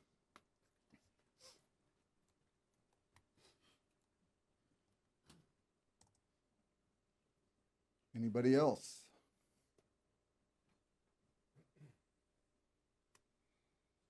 You gave up your time, ma'am. I did, but I would like to go on record, just my name. All right, so if you'll step up there and do that, that'd be fine. I'm Julianne Baker, and I live at 2869 North Road 1 East, directly across the street from the property, and I am completely opposed to it. Thank you. Anybody else?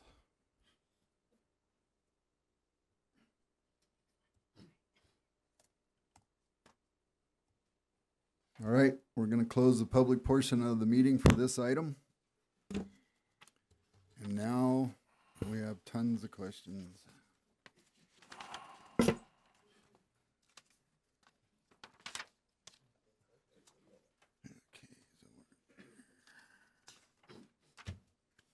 So, which one of the town staff wants to come up and be a target? Sorry, I apologize. Okay, so there's a lot of questions. A lot of them come up every time we have a rezone, and so I'll try to throw a bunch of them in a pile. Water. People are very concerned about the water. I'm concerned about the water. I have a well in Chino Valley myself, and so I'd like some comment on Chino Valley's authority over well water. Also, there's been a lot of concern about security, police, fire department access, that kind of stuff. So maybe some of that can be answered by the town engineer. And the fire department is not part of the town of Chino Valley. It is its own entity.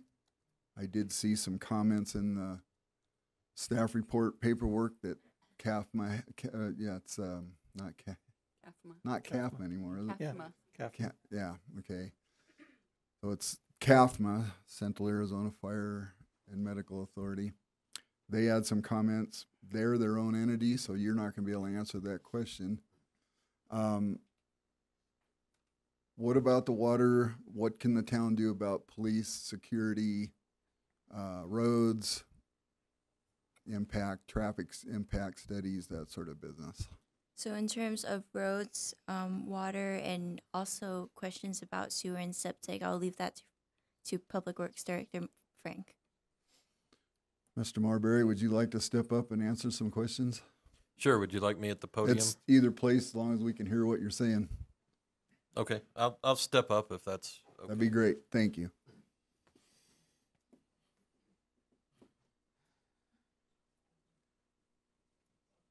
It's just a little easier to see all of the commissioners if they need me to. So which one you want me to address first? So if maybe we could start with the water thing. That's a very important item for everybody in this room. Maybe you can give us some information, some authorities that Chino has over water and what they don't have authority over, that sort of business. Sure. When the staff reviews this and as in town engineer reviews this proposals for zoning, it's mainly land use, but there is some water issues that go into the recommendations.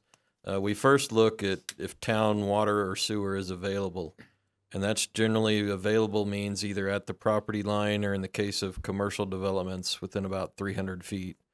The water and sewer lines, the closest ones to this project currently are at 1 East and Perkinsville Road. I think that's close to a mile away, a little under.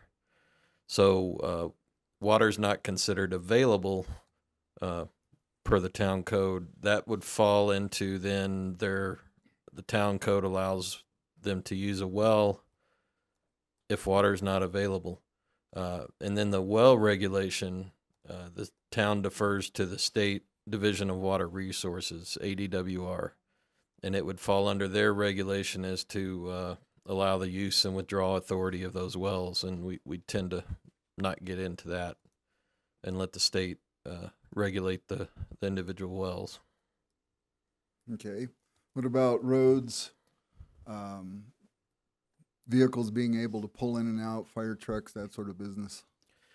Right. That's typically looked at with the roads. There will be, I would require a traffic impact analysis for this project as it moves through site plan review. ADOT, I believe, has already requested the same analysis since it's so close to the highway and the roundabout at 4 North. I don't want to speak for ADOT and any of their dealings with the highway. They've got plenty of traffic engineers to handle those comments. As far as the roads, 4 North is right now somewhat degraded road. The pictures I can testify were of 4 North. Not my proudest moment as a public works director, but we've been trying to work on the roads the best we can. The plan for 4 North in the future is a commercial road leading towards the Old Home Manor Business Park and areas out there. The pavement right now is not such that can support heavy commercial traffic, obviously, but the plan in the future, if funding allows, is to eventually build that up. The exact section of that road is not known right now. We need more studies to do that, and we need more funding to do those studies. And the funding right now we're trying to do is just to hold the roads we got together. There was a piece of 4 North done across the Santa Cruz Wash a couple years ago with the Economic Development Authority grant, and that road was intended to cross that wash and start the process of that commercial corridor. Road 1 East is an arterial road, even though it's again most of our roads in town mostly chip seal. But that is an arterial or section line road like a lot of roads in town. Where do you get your funding from road stuff? I heard you mention the word grant. Where's the rest of the funding come from? The majority of funding for road maintenance and our road crew operations comes from HERF funds, highway user revenue funds, or gas taxes, as most people know them. The town, I'm probably going into too much detail, but a few years ago, the town council presented a proposal to the voters to institute a primary property tax for Chino Valley for road maintenance. There is no primary property tax for the town now. That measure was voted down. So since then, council has tried to supplement the HERF funds with general fund monies, which are mostly sales tax monies. So that's where most of the road work that you're seeing around town is a combination of HERF funds and supplements from the general funds. All right. What about access? Kind of maybe go a little bit over the process of how that stuff is regulated inside the RV park area. Who decides all that? That will fall mostly to, we'll make sure that RVs can make the turns in there. So we'll put some traffic templates to it. And basically a fire truck has to be able to access that too. So not speaking for CAFMA, but they'll be assured that a properly sized fire apparatus can make all those turns, and that's part of the site plan review process. Where does that come into? Like, we're at the zoning portion of this. Where does the design and the safeties for fire trucks, making sure that stuff all works out properly, traffic studies, where does that traditionally fall in? Traditionally, the traffic studies and drainage studies, those types of detailed engineering studies, which, to be honest, cost a good bit of money, typically fall after the land use question is answered with zoning. Usually the zoning presented to the commission and council is more of a concept than the actual technical review. And the main reason, at least my opinion for that, is to prevent someone from coming and spending tens of thousands of dollars on studies only to be denied for maybe a land use issue. Why invest the money if the zoning is going to be killed anyway, is the thought process there. Get the land use and then move forward to where there's less risk to the developer. But there is a point in the whole process from now to when it gets built, if it ever does get built, where those things are addressed and the issues are covered and things are checked, and the town has processes, the county has a process for the septic system business, ADEQ has their say, so that all occurs before the project moves forward to actual construction, correct? Sure, we would review the plans as a town, but also ADEQ as far as the sewer and septic goes. I believe the proposal for this is what's called a package plant. In actuality, they're still treatment plants. They're just a very small footprint for a very small flow. The waste product coming out of that, again, is going into that pond. It wouldn't be a treatment pond. It's a retention pond for holding the A+ quality effluent to be reclaimed and reused as irrigation water, as proposed by the applicant in this case.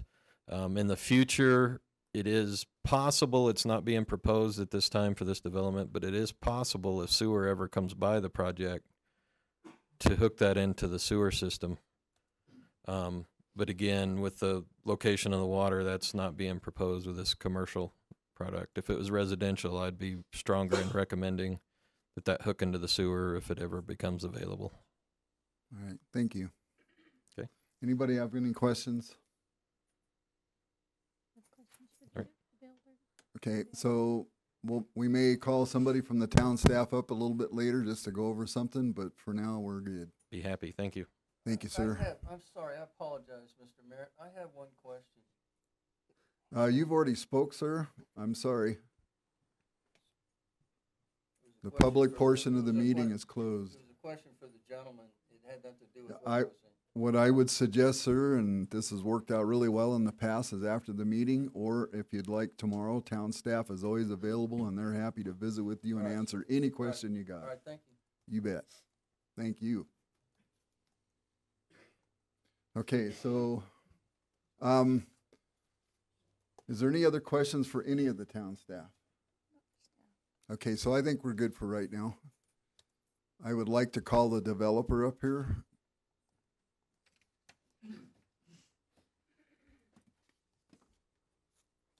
Jeremy Bach. Okay, so we've heard quite a bit of stuff about this. If any of the commission members have a question? Do you currently own this property, or are you trying to get the zoning changed prior to purchasing? Yeah, it's in escrow. I'm trying to get the zoning before I purchase it. Okay. And then do you already have current funding to pursue this, considering we had an RV park at the south side of town that changed? And then are you opposed to going out to Old Home Manor versus this location? You know, we've talked about it a little bit. I am very, by the way, you did a great job. And just to pull my pants down a little bit, I did say that I was going to speak to these two women, and I didn't. So for that, I apologize to you too. I am not overly opposed, but there's some change with some costs, and there's some change with some things. You know, I don't want to stand up here and change people's way of life. I don't necessarily agree, or I agree on some of their points. I disagree on some of their points. For me, is it consistent with the general plan? There was some there was some discussion about if the general plan changes, if that can come back up. I don't think those corridors, this residential corridor, is smack between two commercial entities, right? So it's just one of those things that happens within communities, and people do the best that they can to make sure that their general plans comply and that there's buffer zones and all the things that were specifically brought up and discussed. I'm not going to say no, but I'll definitely want to vote. Okay, so we've heard some talk about long-term housing, low-income housing, density, infrastructure inside the facility, infrastructure outside of the facility, roads, traffic studies. Where can you take us that's going to give some comfort level? So specifically with the CC&Rs and specifically with the SOPs of the park, they can be requirements, right? The only requirement that's going to be hard for me to swallow is the 30-day and then 6-month stuff, because I'm not sure that I agree with the fact that it's going to be used for low income housing. There is an opportunity, and as what I stated in the last meeting was that there is an opportunity for people that might not be able to afford a $400,000 house, but are living in a $150,000 trailer that's 10 years and newer and has all of the requirements and park rules and regulations specifically for, not a 5-star park, but for sure a 3 to a 4-star park, right? Specifically with amenities, but it's also the membership of owning at those parks, right? So this is very similar to like an Encore model or something of that nature, where you have ownership within, you have a subscription agreement specifically within these parks and entities that you can go to, right? Baby boomers, people that are retiring, all sorts of different things. So respectfully, I don't want to box myself in to a specific plan, but specific to 2 years, must be built within 2 years, must have stringent rules and regulations specific to a park, specific to if somebody gets in trouble, we have to call your public services, right? But they'd be kicked out if there was an issue and or a concern. It can for sure be addressed within our contract. Specific to the fire, we obviously have fire lanes, but we also have risers that are going to be installed here as well, that are going to allow for a certain amount of fire storage, that if something goes wrong, we can get it out of the tanks, out of the ground, in order for us to take care of that. So we are addressing these items.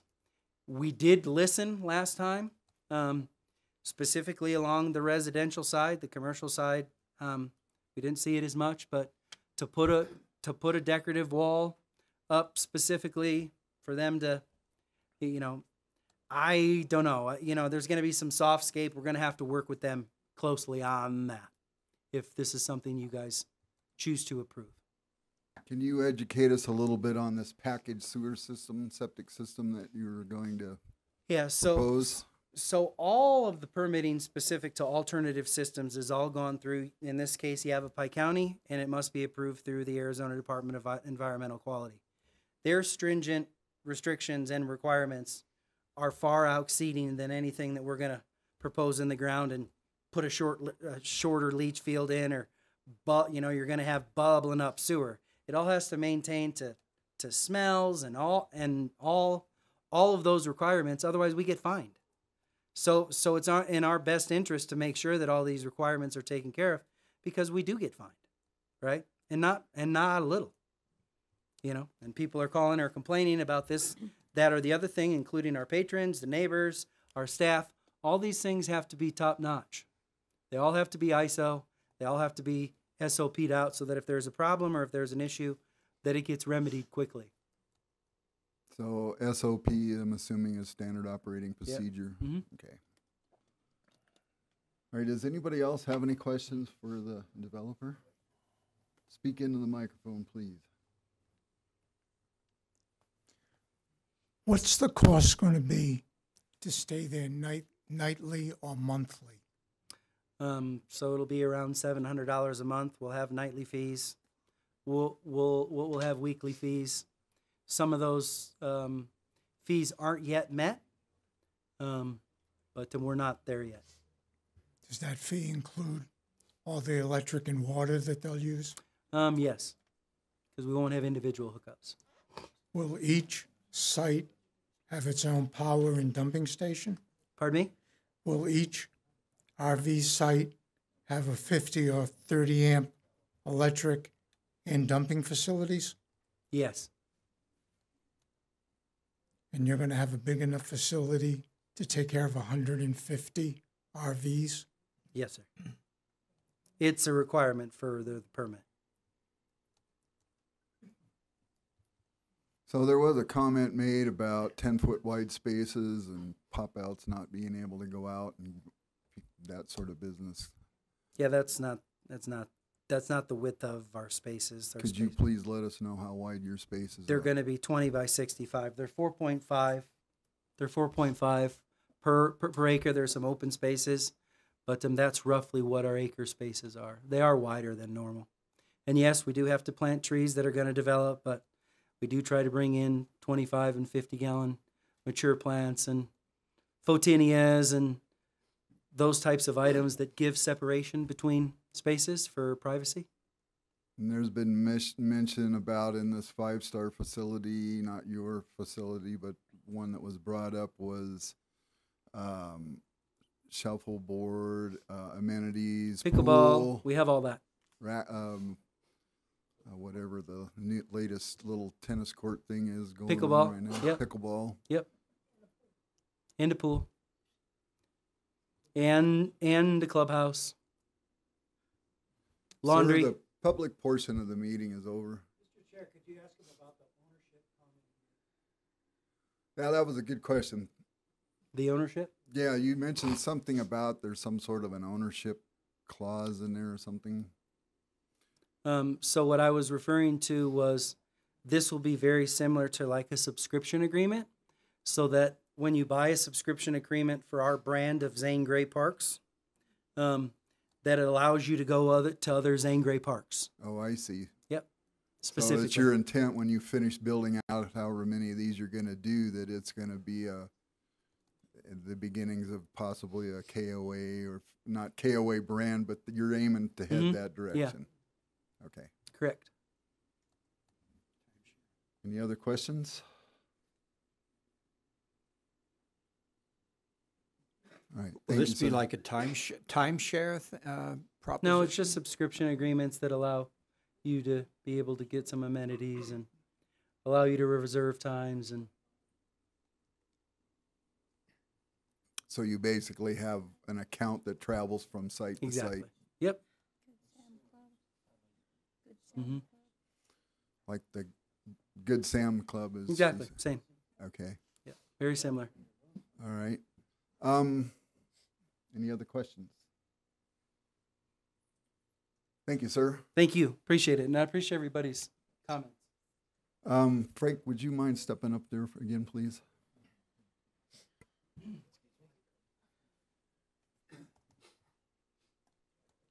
There's been a huge talk about traffic being a lot more traffic on what is it, 4 North and then 1 East.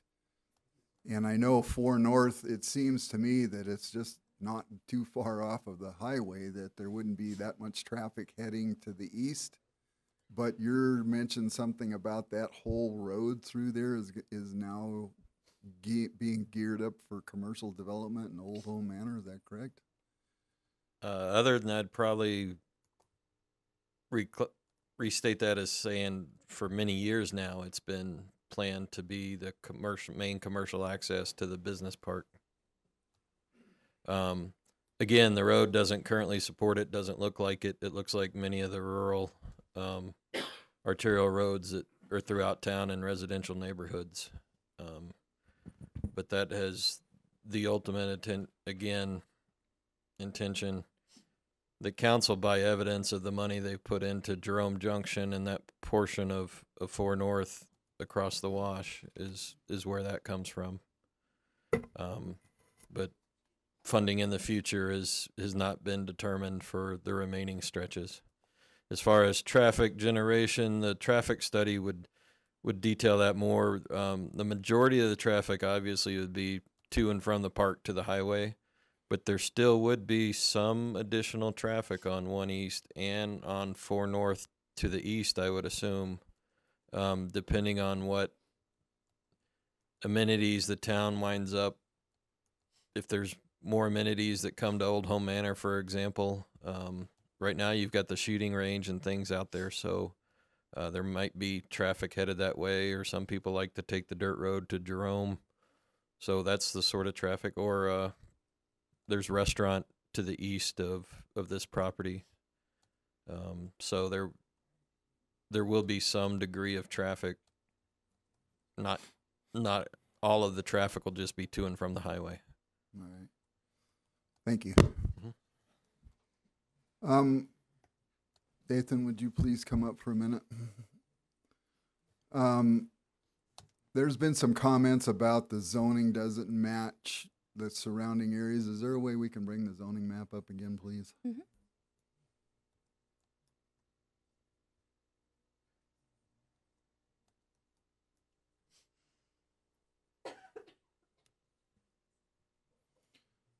So can you kind of run through what's around that again, just to kind of refresh things here? I can pull up the next slide in after I go through the zoning, because the next slide is the general plan. But this is the zoning map. Right now, the subject property is zone AR5. As you can see, it is also AR5 up here, down here, and down here. These are single-family residential, 1 acre minimum. It's also a type of residential zoning, and so is the one over here with a 2 acre minimum. To the north of the property is commercial light, which is the light pink here, and the red is commercial heavy. So what is the kind of pinkish color that's to the south of the property? These ones? Yep. So those ones are also commercial light. So practically on 3 sides, it's surrounded by some sort of commercial property. Is that correct? That is correct, except Okay, with and the is exception of there this one. a general plan map available? Can you explain that red corridor thing there? So the areas that are shaded in red are designated as commercial or multifamily residential. So it is purposed for commercial or multifamily residential. And essentially what the general land use map does is it guides, it kind of puts buffers and boundaries as to what type of zoning parcels could potentially be. So if we wanted to zone one of these acres to commercial, it would not be permitted because that's not what the general land use map designates that area for. But according to the general plan, what this gentleman's asking to do fits within that. Is that correct? It is in conformance, yes. Okay, maybe explain why this thing has to be rezoned to commercial heavy with a PAD. So for what it is currently zoned as, which is agricultural residential 5 acre minimum, it is not permitted to have a recreational vehicle functioning on site. However, could you explain why that is? Why is that? So with agricultural residential 5 acre minimum, and I might have to have our senior planner come and help me in a little bit, but for an agricultural residential 5 acre minimum, the main intent of that zoning is for residential, long-term residential. Does that answer that portion of that question? Well, it does, but I'm trying to point out something here, that what's the cutoff point on an RV park that makes it have to go outside of the existing zoning? All righty. Will Dingy, senior planner with the town. That cutoff, so we have 2 allowances within our zoning districts that are set up with town code. We've got a commercial light zoning district and then the commercial heavy zoning district. Within the commercial light district, an RV park is allowed with a conditional use permit, but no more than 25 units. Within the commercial heavy zoning district, it's anything greater than 25. So that is why the requirement for rezoning to commercial heavy is in place. But staff also recognizes that there are a lot of uses within the commercial heavy zoning district that are really not compatible. Welding shops, above ground petroleum storage, things that are a lot more intense that wouldn't necessarily fit right next to a residential zoning district. And that is why we we have asked the applicant to implement that planned area development. So it specifically ties the use on this property, this request that is before you tonight, to that being the only thing that can be done on this property without going through another public process like is currently. So on the original commercial light zoning, it doesn't specify what size the property is, it just specifies the spaces. You are correct. And you had a deal up there earlier that that showed the density of 2 other parks compared to this one that are in the town that are approved? That is correct. One of them is no more than number 1, the Hughes RV Park. That was the one on 4.5 South and South Road 1 East, down by Horses with Heart. They had an issue over the course of the development. They got their entitlements. They started a technical review process. It wasn't feasible for them to continue. They left. But they're at 12, almost. That is yeah, correct. 12 spaces per acre, correct? Correct. Their portion of the property that they had that RV park intended for had 83 units on 6.8 acres and change, which equates out to roughly 12 units per acre. The other one that was before the commission, I believe last year, was the Mears Country West RV park expansion. They had 31 units proposed over roughly 2.5 acres. And so they equate out to roughly 14 units per acre. And then with the Zane Gray RV Park, with the reduction from 190 to 150, the density of 150 units over 31 acres is 4.975 spaces per acre.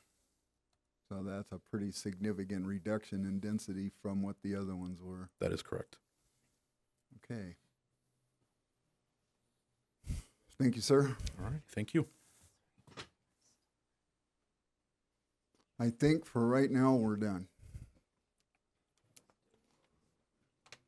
Okay, so we've had lots of questions asked and tried to get some answers for everybody, tried to explain why it wound up here where it's at. And so I think we're about done with that process. And I would entertain a motion from one of the commission members, please. Unless, you stop here, unless the commission, anybody has any questions for anybody. Okay, so I'm going to entertain a motion, please.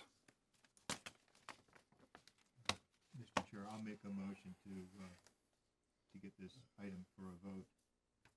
I move to approve rezoning Z-2022-01 as presented, subject to staff report, information provided during this hearing, and the conditions in the revised attachment A dated March 1, 2022. Okay, so we have a motion. If we want to strengthen the motion, can we do it later or do we do it now? This would be the time to do that. If I could offer a suggestion to put a time limit on this thing, is it in there? I want to be very specific about this. Okay. All right, can you read that out loud, please? Okay. For people who aren't aware of the revision that was handed out prior to the meeting, pursuant to ARS 9-462.01E, if property is not developed with an RV park as reflected in the approved site plan within 2 years of the effective date of the rezone, the town council may revert the zoning of the property to the prior zoning classification, AR5, agricultural/residential, 5-acre minimum. If I could offer a revision to that, and instead of may, can we say will or shall? That's prerogative of town council. Well, our recommendation isn't, though. Would you mind stating it as they will? I know they can always vote us down, but. Amend the word may to shall. Okay. Just so we can anchor that as good as we can do it. Do we have a second for the motion? I'll second. We have a second and a motion, or a motion and a second. So I'm going to call, is there any other questions now that we have the second? Any discussion? Okay, so I'm going to call for a vote, and it will be a roll call vote, please. Mr. Chairman, before you do that, I think with the amendment, you just revised the initial motion? Yeah, It's a revision to the original. Okay. So are we good? Yep, you're good. All right. Commissioner Somerville? I'm sorry, could I hear that motion made again, please? I'm trying to work it out. Okay. The motion is to approve rezoning Z-2022-01 as presented, subject to staff report. Information provided during this hearing and conditions in revised attachment A dated March 1, 2022. With the change of the word. The specific item on the revision is pursuant to ARS 9-462.01E. Property is not developed with an RV park as reflected in the approved site plan within 2 years of the effective date of the rezone. The town council shall revert the zoning of the property to the prior zoning classification AR5, agricultural/residential 5-acre minimum. Didn't. None of it went on None of record. it went through. None of it. Okay. Can you hit? But it did. But it did go through on record before. So Yeah. as long as Somerville's As long as okay he with it. understands. Yeah. Before we do any more, though, I have a question for town staff, specifically you. I know there's a huge question about the continuing use of the space just by re-upping every so many months. Is there a way that can be limited to maybe 6 consecutive months before there has to be a change of venue? Is there a way to do that? You Make it could a add a condition of approval. condition. Can be a condition of approval. Right. Okay. Can you add that into your motion? Is the motion still open? Sir? Okay, we're working on it. Oh, okay. One more time. I move to approve rezone Z-2022-01 as presented, subject to the staff report, information provided during this hearing, and the conditions in the revised attachment A, specifically pursuant to ARS 9-462.01E, if the property is not developed with an RV park as reflected in the approved site plan within 2 years of the effective date of the rezone, the town council shall revert the zoning of the property to the prior zoning classification AR5, agricultural/residential 5-acre minimum with the additional condition that the residency in the RV park is no greater than 6 months. Before a change of venue. Well, just saying no longer than 6 months. Okay. So we have the motion. Do we still have a second? Yes. You got to speak into the mic. Yes. Okay, so we have a motion and a second. Now we're back to the roll call vote. Commissioner Somerville? Can I abstain? Yeah. No. Yeah, you can. I do. Because I'm not totally clear on exactly what this is pertains to. I mean, I know what it pertains to, but I need a little bit more clarification on this. What can we do to clarify for you? We're not really. Are we voting on allowing the park to be developed as a heavy industrial? Zoning change. Just the zoning, just the to zoning be change. changed Okay. so that it Per can the be site developed. plan. Yeah. Well, I'm against the zoning change then.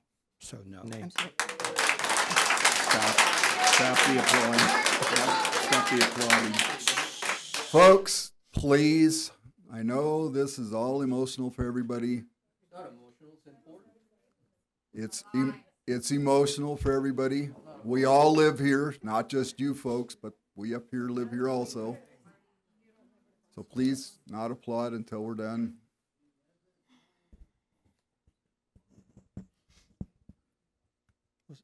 You ready? Commissioner Schweitzer? Nay. Commissioner Meadows? No. Vice Chair Pasiak. A. Yay. Commissioner Penn. No. Commissioner Welker. Yes.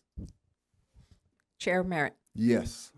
So I have- However, that means that it didn't pass. means that.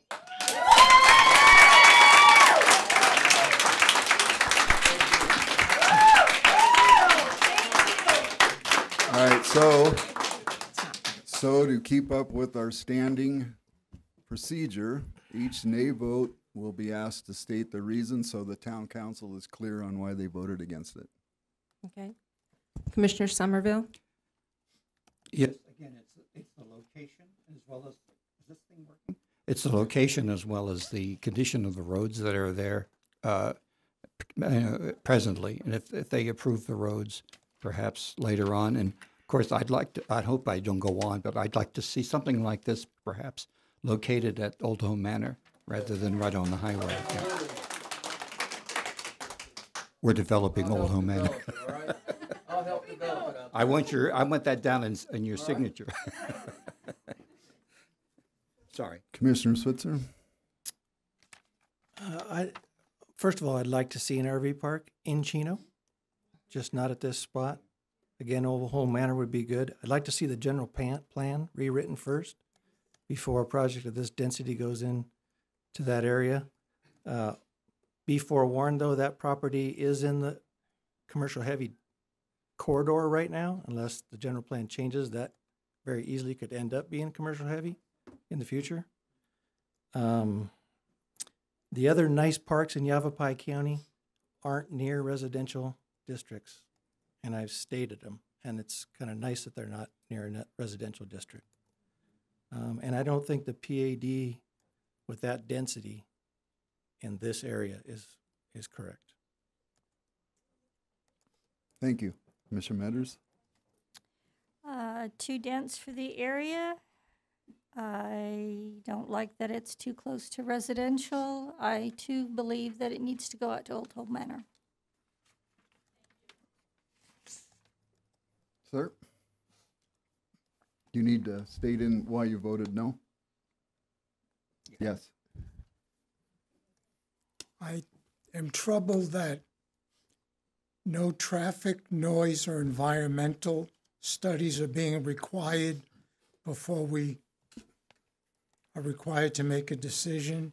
I do not like the fact that somebody can keep re-upping every 30 days and stay there forever. That's a trailer park. That's not an RV park. Please. And I think the people that live in the surrounding area should be given some consideration. They bought what they bought. Thank you. All righty. So that item is done. Thank you, folks, for being polite. That was great. Thank you. I appreciate that. Have a good night. Mr. Chairman, it might be good for the crowd to understand that your recommendation of denial goes to council. It still has to go to council. Okay. Now, the next meeting is the council meeting, so you folks have another opportunity to express your opinion. One thing left before y'all leave. We meet the first Tuesday of every month, so come to all the meetings because important things happen every month. It's not just this time, okay? And the next council meeting is next Tuesday night, correct? Pardon? First Tuesday. No, it's You'll have to ask her because I don't know. Second, third, fourth. Second and third. We'll take a minute recess until the place clears out. Come every Tuesday.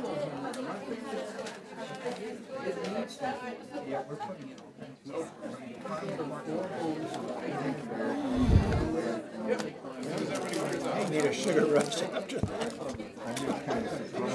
Oh, yeah. Stay awake. Then they go to the vice mayor. You know something? I appreciate your comments. I only live like a half a mile from there, right behind the winery.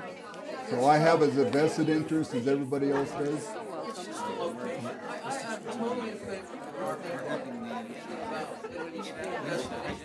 Golf course, I'd like to put an airport out there.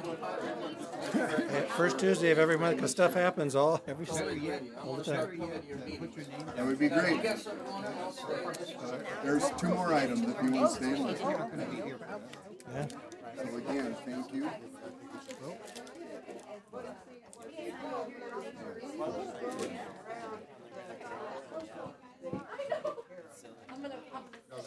All right, folks. We still have other business here, folks. We could get settled down. Some of us need to go home yet today. Yeah.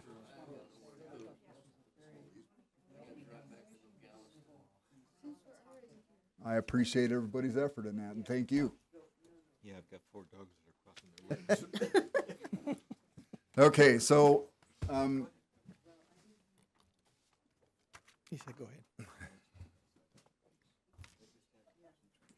That's all right.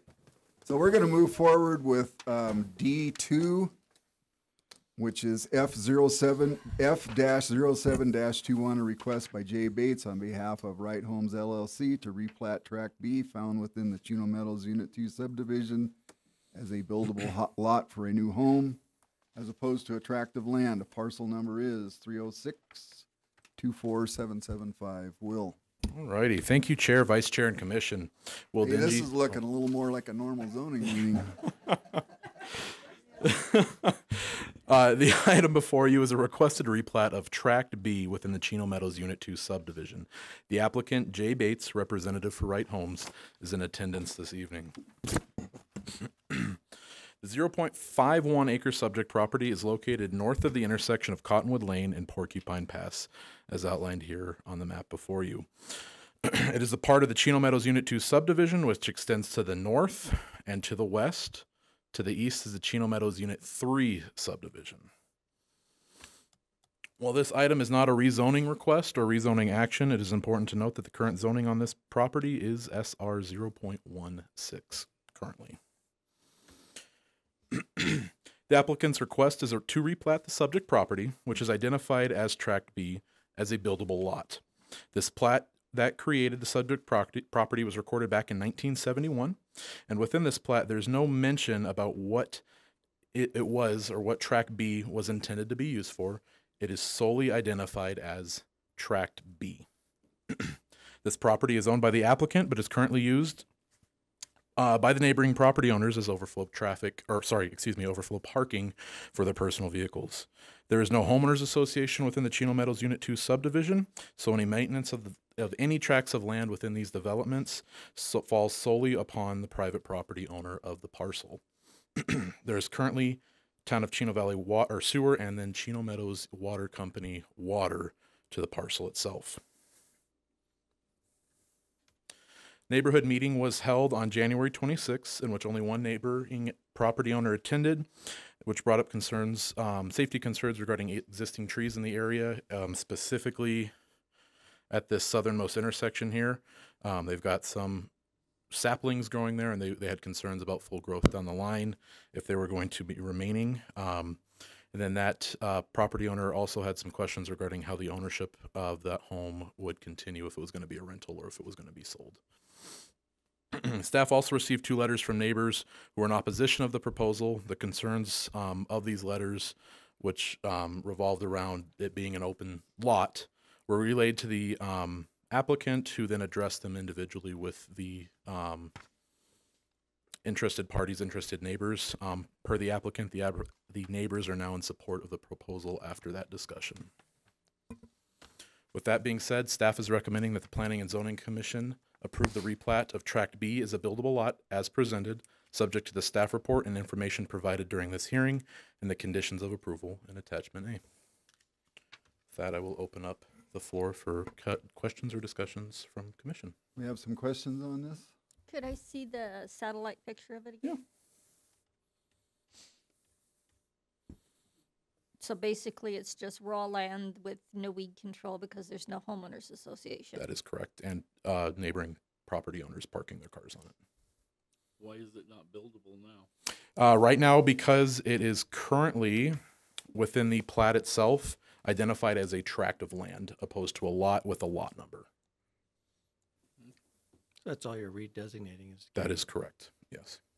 So, and there was no designation for Nothing at all. it being a open space or anything. It's just a tract with no definition attached to it whatsoever. That is correct. This likely stems from the subdivision being from the 1970s. Any subdivision in this day and age, or probably within the last decade, will have justification as to what a tract is. So, okay, that was the next question. Yeah. So there, based on this particular subdivision, there is no definition as to what a tract means. That is correct. This might be a question for Frank. Is there any kind of drainage issue or retention basin or any kind of water flow issue with this lot? Sorry, I smiled because this being in the 70s, there was no drainage plan for this subdivision. It's actually on the top of the hill. Okay. So, Do you see any issues if it was turned into a housing lot with drainage affecting neighbors, et cetera? no, not for this property. It's probably got as much runoff as it would because of the way the cars have been parked there. There's some hard packed areas on the lot, so putting a house in might actually improve the runoff if they landscape it. Okay. Yeah. Depending on how it's arranged. I guess that would be a question for possibly the applicant or you. Is there going to be any landscaping required of any portion of the property at all? Since there's no HOA, they're not going to require it, but Correct. Within town limits, we don't regulate single lot developments. If this subdivision was to come in today, I mean, we're on lot 614, or we're in the 700s at this point. They would have full landscaping along major roads, things like that. But on individual lots, there wouldn't be anything that town code would stipulate. other than they're going to have to keep the weeds down. Correct. Obviously. Yep. Is it connected to well water, or is city water or There's sewage? city water. City It is private water, so it's Chino Meadows Water Company. They supply all the water for Chino But Meadows. it's a community water source, not a well. I misspoke there, sorry. It's on Anybody town. else have It's on questions? town sewer though. Correct. Town sewer is to the property. In a minute, ma'am. So the cars that are park on there, are really parking illegally on this fellow's land? Don't want to get into saying okay, something's sorry. illegal or not, but it is a car being parked on the property that is Well, not the owner. If something happened to their car while it was on that property, somebody got injured or whatever, they would be legally liable for that, wouldn't they? I would assume so. Yeah. All right, Will, thank you. Yeah. Okay, so the next step in the process is and we may call you back up, Will, so don't think you skated too hard. Is the applicant would come up and please just tell us what he's got in mind. Jay Bates, I'm with Wright Homes, single-family residence, 1,600 square foot, 3-bedroom, 2-bath home. Do you Nice plan piece on of property. landscaping any of the lot? That would be up to whoever purchases a lot, but it will be sold to the ultimate resident. It won't be So you're rental. not planning on any landscaping? Pardon me? You're not planning on any landscaping? Generally, we do about a 10 by 12 porch in the front, cement, and about a 12 by 20 porch in the back, or back patio. On all our houses, we do grade everything and get it ready for landscaping, but we don't do the landscaping itself. I don't know if anybody can answer this question. Are the houses nearby landscaped? No. I don't That'd think be there's a subject code to- that says they have to. No, be not on. that they have to, but are they? Didn't look to me like it was in the picture. Some are, some aren't. Anybody else have questions for Mr. Bates? Thank you, sir. That was easy. Thank you. Okay, so I'm going to open up the public portion of the meeting for this item only. Same rules as earlier apply. You got 3 minutes. If you decide to speak, raise your hand. Or Dee Dee may have some forms. See, I'm getting better at it. And it's Barbara Salea. Okay. My name is Barbara Salaya, and I've lived in the area, everybody knows, 20 years now. And my big concern is, if I touch this, will it? It'll blow up. Don't touch it. Let town staff mess Where's with the it. mouse? Yeah, that's what I want. Okay. How do you do this?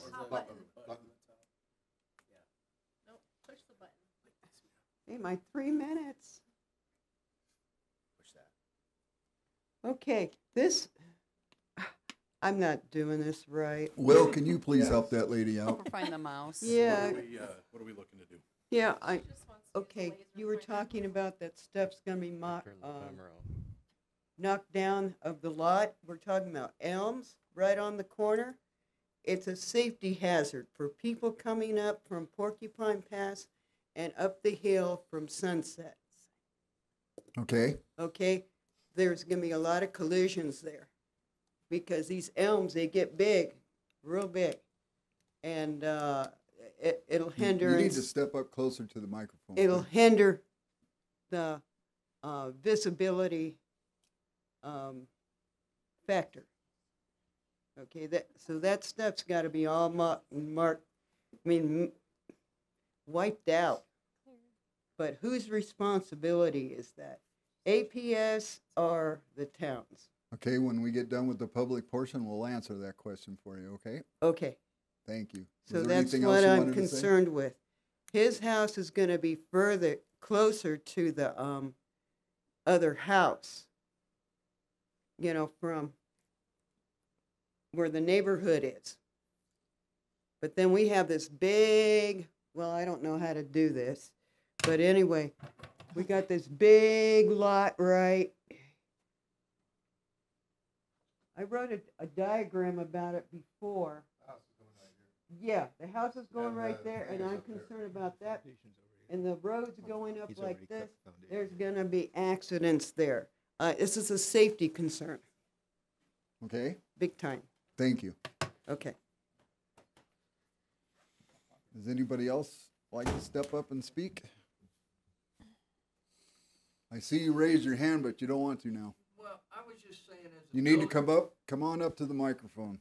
Well, as a builder, I mean, it looks like there's more than adequate land there to build a house. I mean, it looks like it's bigger than the rest of the lots. That's all I was gonna say. Okay. Thank you. Robert Campbell. Thank Okay, you. so I'm a busybody. pull up, step up to the mic.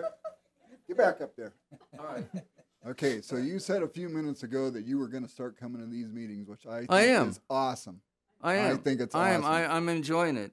So just some of the rules of the road. Yes, sir. If you'll just wave your hand and I'll call on you, you can come up and you can talk into that microphone because that lady right there has to document everything that happens in this meeting. I just thought at this time You're working that poor woman to death tonight. I just thought at this time it was inappropriate. It was just a mental thought That's as a okay. builder. We can do those things. The if you lot just- looks adequate to me. That's all I'm going to say. Robert Campbell. Thank you. We can get a big. Ma'am? Ma'am, you had your shot, but because everybody else has had double shots, step up to that microphone and tell us what you're thinking. Okay, now, the homeowner comes in, does its landscape, but on that corner, it's got to be low shrubbery, not trees, because that's what was there before, Okay, so for the hindrance of the traffic.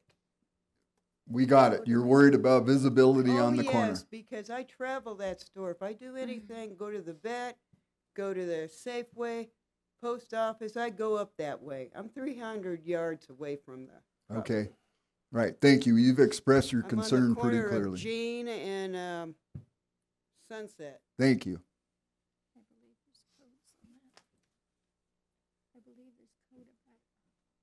So, Frank, please step up to that microphone.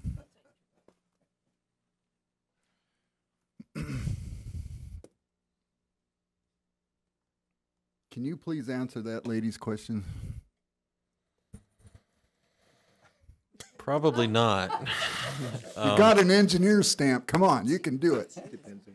Is there is there not code about so many such fence and brush so high on Close to a street or a close corner? to the corners and ease? I know like there's triangles. rules and regulations about how high you can have a fence and how high you can have shrubs due to visibility on a corner. Is there something in the code that says you can't impede the site area of an intersection with landscaping or fencing? To a degree. The issues here are, this is an old subdivision that didn't consider any of the things we consider now. We consider the site triangles of cars coming up to the intersection with a plat or subdivision that we do now.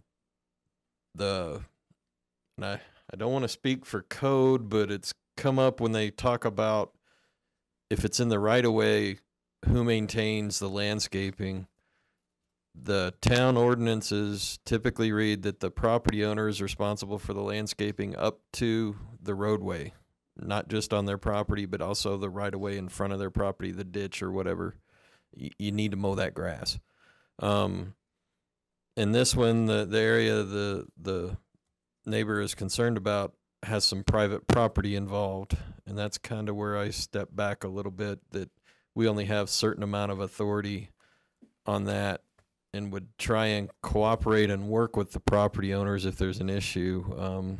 There is ultimate authority of council if they see a big enough problem in the future with a certain area, eminent domain or something, to acquire a site triangle if needed, but I don't know that that's ever been done in the history of the town as far as... You may just have to step right out there and do that. Yeah, I just don't think that would happen here. Does anybody know how big this sapling is, or whatever it was called? But how big is it now? Okay, and is it on the property? Yeah.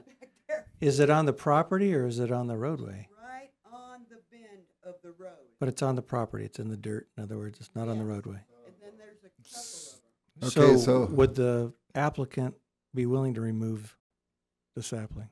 That was... If you cut them down and put root killer on them, it'll kill them automatically. So that's why I'm asking if the applicant would be willing to remove. Yeah, let's let him come up. Okay. Thank you, Frank. Could the applicant come up and maybe address this? I think most of the things that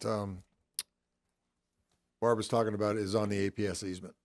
And the APS, we've already notified APS of those situations there, and they're responsible for keeping that maintained. Yeah, but I think like Frank said, even if it's on your property, even though it's an easement, it's still the property owner's responsibility. But it's APS's property. Yeah. So is it a utility access or easement? Utility. If I can jump in, Jay, if Sure you you don't can. mind. Absolutely. What he's talking about is that corridor behind the properties there. Yes. That's an APS you would call that utility an easement, but I don't know where the ownership of the tract is. It's not within this property's ownership. You can see the red as the property line on that map. And there's a gap between the properties for that APS utility. So can we do it's more of a tract Can you than zoom an in and easement. show where the tree's at? I mean, If it's in the right of way, I'll go cut the tree. This picture might be from years back. yeah. We got a new chipper. We'd be happy to chip it. Yeah. Better yet, I see. Can you extend that road through there? right there? Yeah, so that's Okay. not the property owner's tree, so it's not his responsibility. So could that road be extended across that, Yeah, and the town buy that little slice of land? Hold on. Hold on. Whoa, back up. Okay. We're trying to solve a problem here that doesn't have a dang thing to do with what we're talking about. So I'm not gonna. I thought it was on the property. Yeah. So if I could get the applicant to step back up there. This is like shoeing a horse. So how about me and you get a gentleman's agreement? Okay. If it's on your property, will you please cut down anything that sticks up where that lady can't see the road? Of course. There you go. We're done. That's easy. And Thank you. Mr. Chair, if I can add, if it's on public property, we'll send a crew out and cut it and chip it. Thank you, sir. That solves the problem. So you got two people willing to chop them trees down. All right. So is there anybody else that'd like to speak? All right, so I'm going to close the public portion of this meeting. Okay, so is there anybody, we need to make a motion here. Do I have a motion for this, please? Mr. Chair, I move to approve the replat of Track B as a buildable lot as presented, subject to the staff report and information provided during this hearing and the conditions of approval in attachment A. I'll second. We have a motion and a second. Do we have any questions about this? I'd like discussion. Okay. My concern is that this is a 40, 50-year-old subdivision. And back then, subdivisions said lots by number, tracts by letter, streets by name. That's all they said. I read the dedication. And Frank's right. Nowadays, they go into more detail about it. I won't argue with Will that the entire area was given an SR 0.16 zoning. My concern is that that was listed as a tract. No one knows why, but it was not deemed a lot. My concern is that if we replat to allow a lot and then say it's an existing lot, why did we take the SR 0.16 and have it put into an out-of-date section of the UDO? Because if we allow this precedent to be set, it brings that 1.6 zoning back. We will have people going around trying to find a tract that no one knows what to do with and perhaps say, I want to replat and build something on it. And not knowing what that tract was for, I hesitate to change it, and I also hesitate to set a precedent of people going out and trying to resurrect the 0.16 zoning. Okay, so that's my. And that's a take. legitimate concern because we just retired that nasty thing. Correct. So, go ahead. Lot size is 0.51, so it wouldn't be 0.16 anyway. It would now be the. Which hasn't been new- adopted yet. Yeah. Well, plus it would be a spot zoning in the middle of existing, and we would not recommend that as planners. But that's what it actually is. Well, there's a minimum. The 0.16 is the current zoning. That's the minimum. It means you can have larger size But lots. Commissioner It just means you Pasiak's can't go saying- smaller. So, But what Commissioner Pasiak, I think, is saying is that that particular lot, it's not a lot, it's a tract, and it's not zone .16. No, the land itself is zoned, but it wasn't listed as a lot. So let me throw this out there for discussion. Because we have some other actually good-sized chunks of land in town with that zoning district on it, and we'll have to deal with them in the future at some point, does that automatically mean that it causes other places in town to have that 1.6 zoning available to it? Because it's a legitimate concern here. Well, we currently have properties that have the 0.16, and they are allowed to develop. You just can't rezone new parcels with that zoning designation. So if it currently has that zoning, they can build. Even if it's a tract? Well, this is highly unusual. Well, we live in Chino. Well, there you go. So, okay, well, he brings up a legitimate concern, and I finally agree. got this nasty little zoning thing done. I don't want to open a door here. I would like to just read for record and thought for the commission. This is from the current UDO, section 3.12, SR 0.6, single family residential. Part A, purpose. The purpose of this district is to allow for the regulation, development, and redevelopment of existing 7,000 square foot residential lots. And the word lot is in bold. It is not the intention of the town to create any new SR 0.16 zoned property. So we go right back to, this is a tract, it is not a lot. But the zoning is on the land, whether it's a lot or a tract, that's the question. That is correct. The subject property currently holds the zoning district of SR 0.16. But and I get that, but this is a little bit beyond just So this it's chunk of already dirt here. zoned. We've really been working hard to get rid of this little bit of zoning that's such a problem, and I don't want to cause another problem. So it's already zoned. And I understand that, and I get that. If by approving this and turning it into a lot, are we opening a door here that we can't shut? Might be. We had a conversation with our attorney because our position on staff was that we could not turn a tract into a lot. And he did not have that opinion. I would like to table it and Yeah, ask I town totally- attorney after Mr. So- Pasiak's comment to make sure that that isn't the case. Okay, Commissioner Metters. On to the left of the subject property, there's a non-conforming property that looks like two lots have been combined into one. Is that a change from two lots into one, where they originally numbered as two separate lots? Over here? Yes. I could not say, since that was not the topic of Can we go back to the one that has the numbers on it? It's two lots, 45 and 46. They probably purchased two lots. Yeah. Or Because if that's non-conforming and has been changed, there's been a precedent set that it was We need reconfigured. to stay on topic, we're talking about the tract. Okay, so let's back up a step.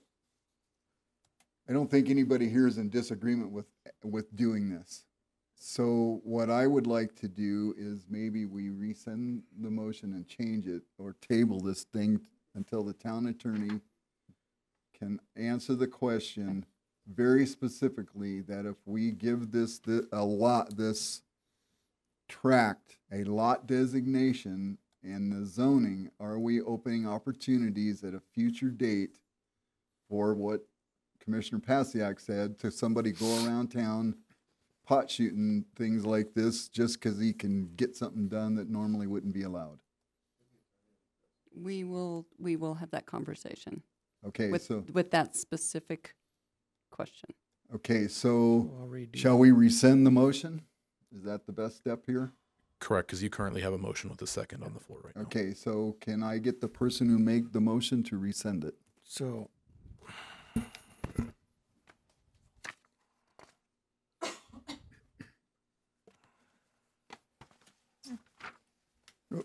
Before we do that, I have a thought, just a question.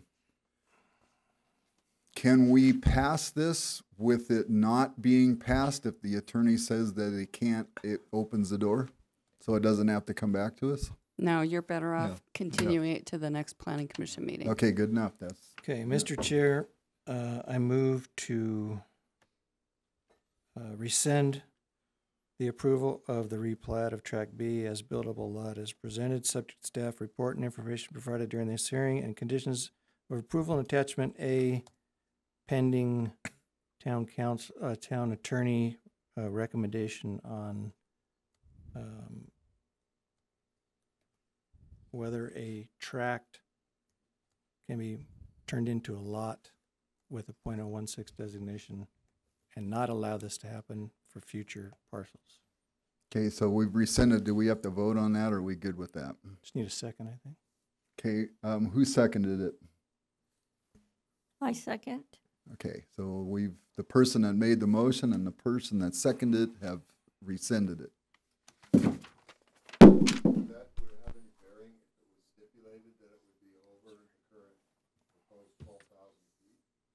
That's I don't. I think in the best interest of everybody, and believe me, we would if it comes before us again and the attorney's okay with it, I think you're fine. However, we can't open a door here without knowing an answer, because it's been a lot of work getting rid of that thing. And I would really like to encourage town staff to get an answer from the attorney as soon as possible, and we would certainly revisit this at the next zoning meeting. You got it. Can we do that? Yes, sir. All right, thank you.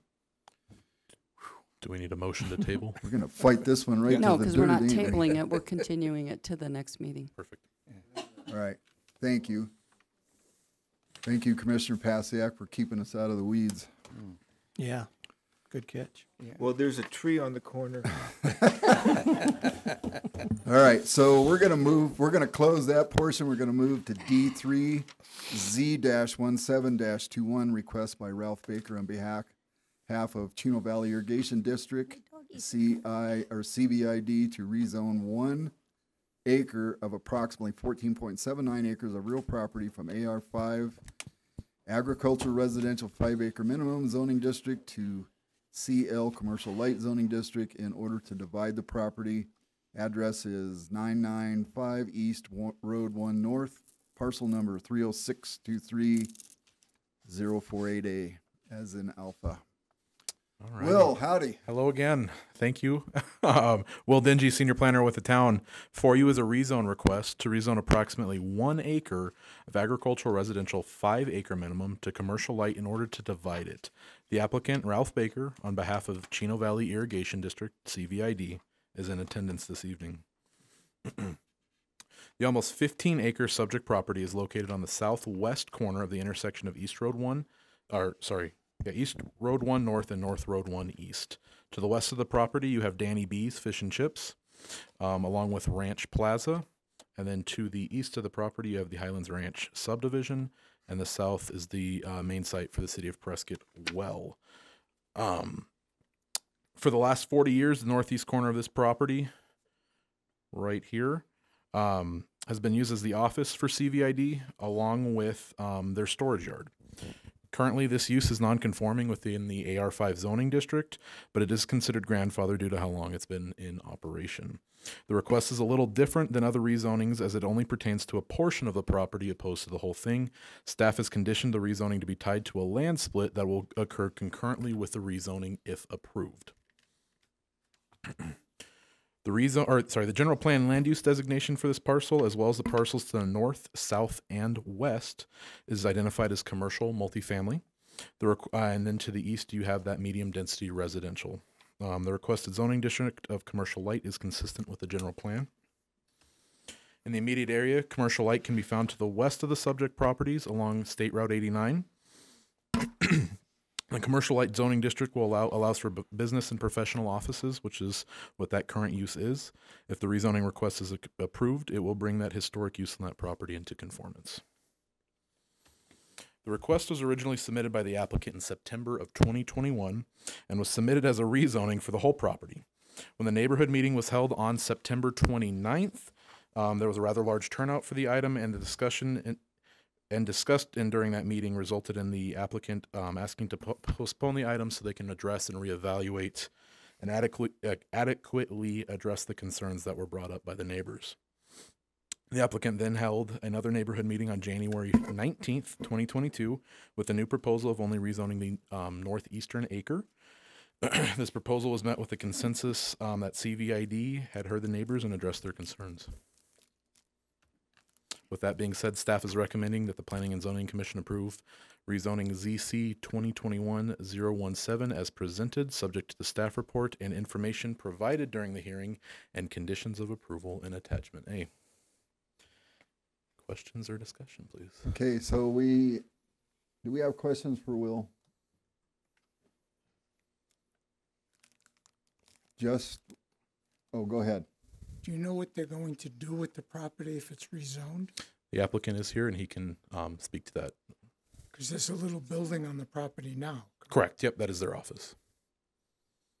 And that's all they're doing. So, just a couple of questions. This place has been used as a commercial property for 40 years. That is correct.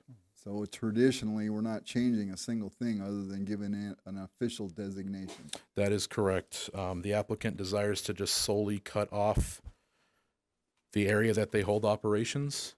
They can't currently subdivide the property with the AR5 zoning district to less than 5 acre minimum. In order to do that with that use on that property, it needs to be it needs to have a a minimum zone or a allowance to at least 1 acre in some way, shape, or form. The minimum zoning district, or sorry, the minimum lot size within the commercial light zoning district will allow for a 1 acre property. Okay. Any other questions? No, Thank you, Will. Yeah. Okay, so is the applicant here? Would you please step up and tell us what you got in mind? State your name when you step up there. Good evening. I'm Ralph Baker. I'm the irrigation manager for Chino Valley Irrigation District. This was put in my lap, and I'm going to do the best I can to answer all your questions. Kind of give us some idea how you wound up here, what the purpose behind it, that sort of thing.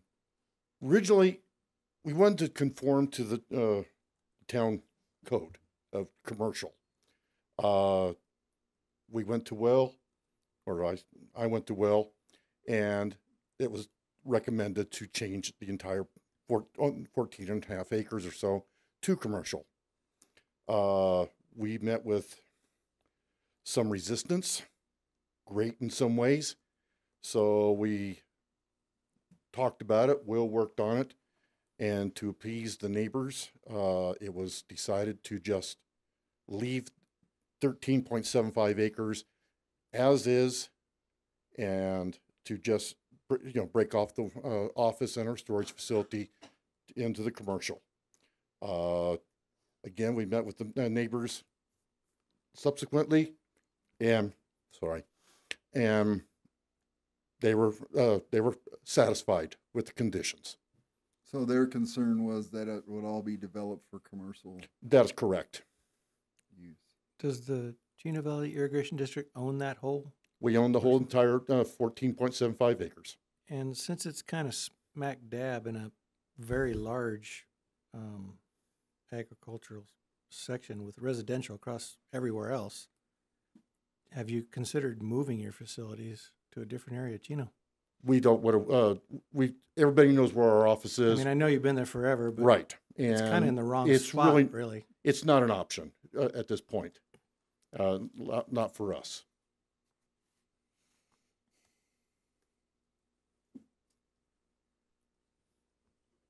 Okay, so in that meeting, tell us what was discussed, what they were worried about, and how you got them to be okay. Some of the concerns were that if we had rezoned the entire property, that there was going to be machine shops.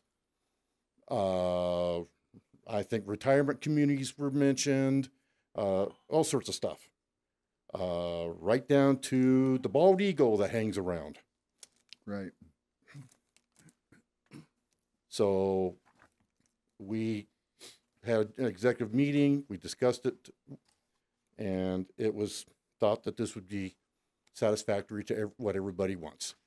The town's happy, we're happy, everybody gets what they want.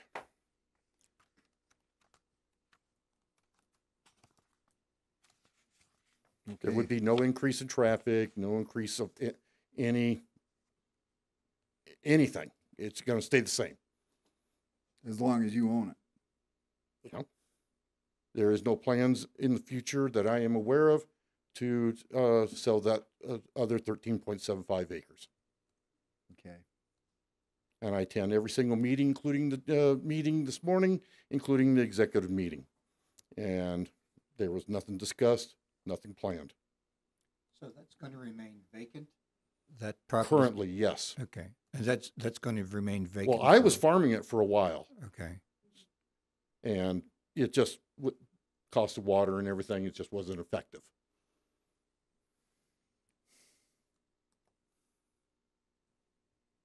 Thank you, sir. Okay, thank you.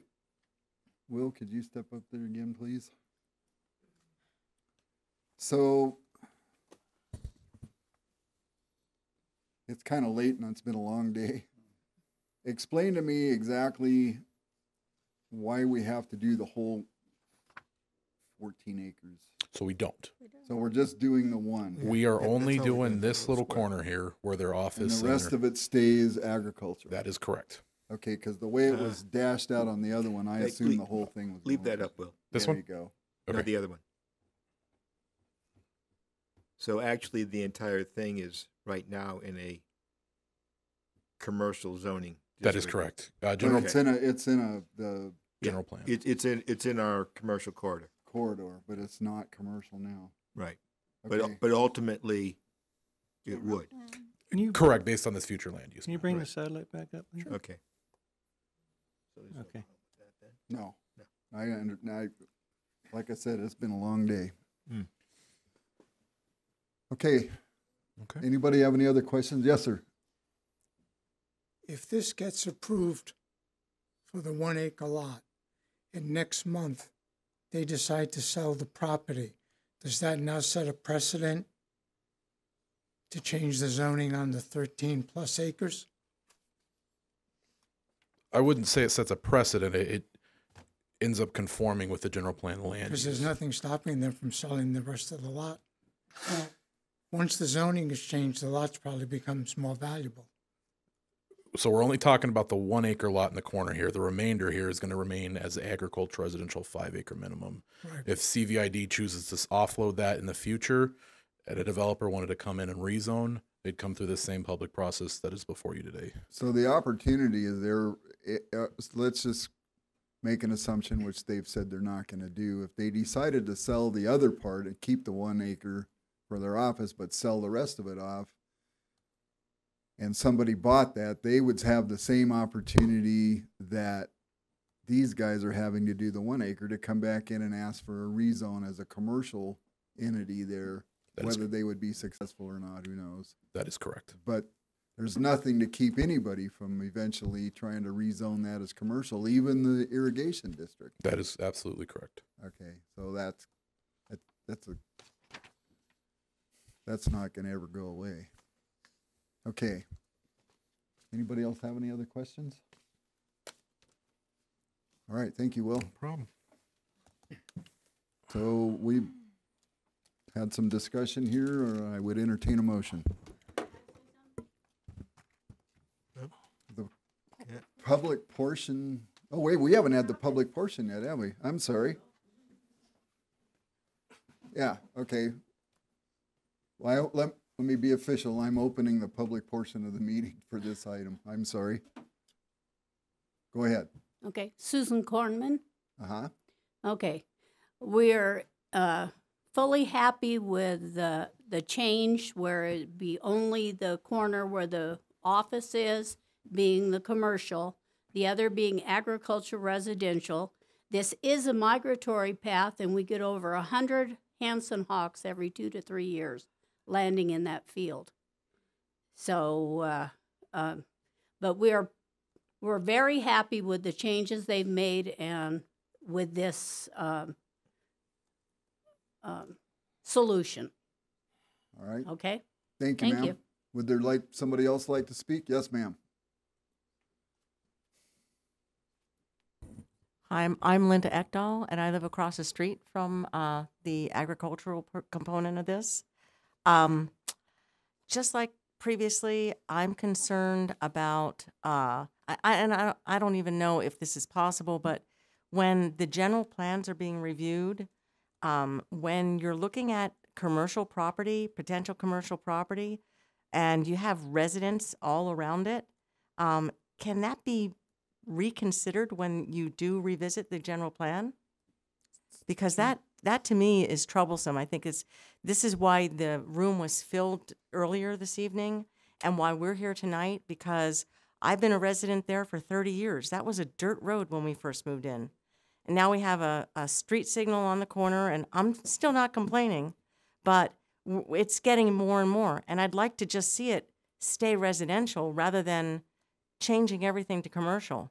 One of the big things that we talked about in our neighborhood meeting was that the entire highway corridor has so much room and for development of commercial buildings before we start going down into the residential neighborhoods. And I just want that to be made known and made public, that I think all of us are concerned about that as you develop your future plans. Thank you, ma'am. Thank you. Anybody else like to step up and speak on this item?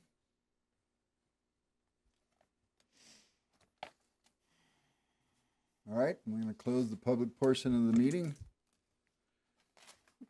To address your question, they are always looking for volunteers for the general plan committee. If you would please go talk to town staff, I guarantee you they're going to find you a job somewhere. And this is what we all need to be doing. Instead of letting people run it for us, we need to run it ourselves. And just because we don't all agree, that's okay.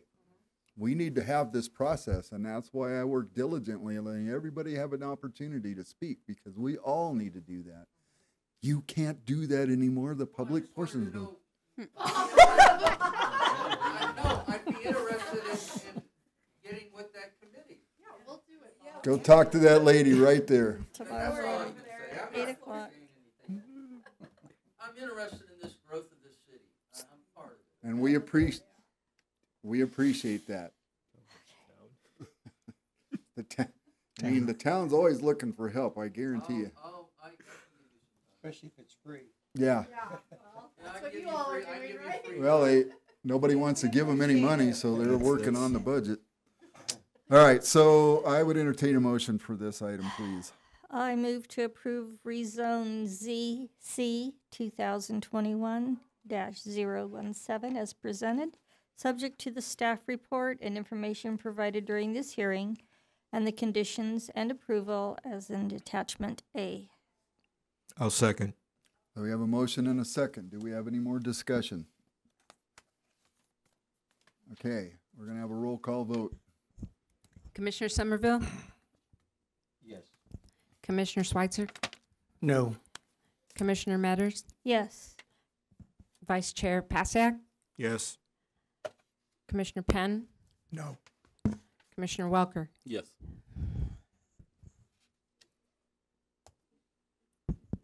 Chair Merritt?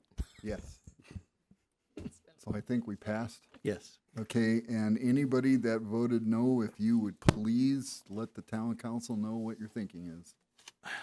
I don't want to sound like the bad guy, and I know they've been there for 40 years, which is an incredibly long time, but kind of blame that on, and I know Chino's this potpourri of zoning, but with SR 2.5 right across the street with already established homes that have been there for 30 years, I just found out, I think it does set a precedent for the rest of the lot, and who knows what's going to happen in the future, and it's surrounded by ag. I think we need to start doing things right instead of accommodating bad decisions from the past. Thank you. Sir? I basically agree with that.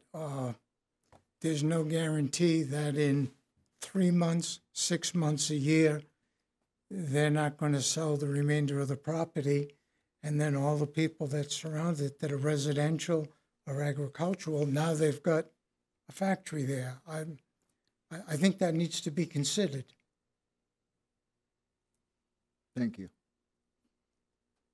Okay, so we're done with that item. Okay, so we're coming to item E, election of officers. Do we got to do that tonight? No, we can continue it to the next meeting if you'd prefer. That would be good. Thank God. That would be a good thing. All right, so we're going to continue that to the next meeting. Is that okay?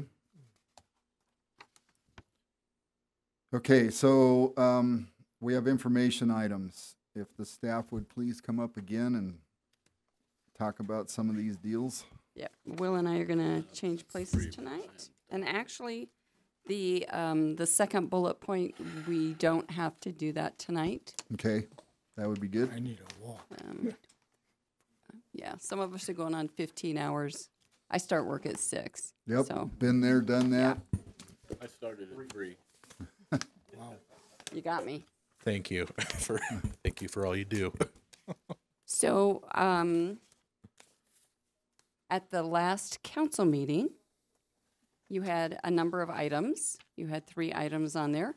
The soccer complex was postponed, continued to the very next meeting because the primary applicant had a family emergency and he couldn't be there, so he requested that that be moved. So that's going to the 22nd, the March 22nd meeting.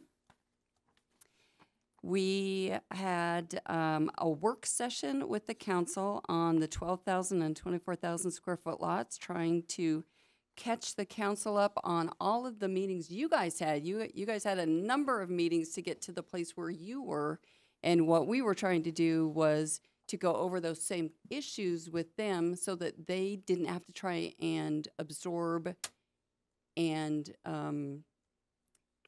make sense of all of the changes that you guys have already resolved in your heads at one meeting, ready to forcing them to make a decision at that point. So we had a work session with them. We had significant, lively discussion, just like we did here. And that will go before the council on April, the first meeting in April. The 22nd is a very full meeting for the council, and they know that they're going to have a lot of discussion on this, and they wanted to have enough time to do this proposal justice. So it will be on the 22nd, the April meeting. The items from today that you voted on will go to the 22nd meeting. Wow, so they're really going to be busy. Yes. What a deal. The last item that we had was the medical marijuana text amendment. And the council heard your concern about the 300 versus the 500 feet, and they agreed with you on the 500 feet. And so they've made a recommendation that the town code, which is what you tried to do to recommend to them that they make that change, they asked staff to bring something forward to make that change. They did, however, approve the whole rest of the text amendment.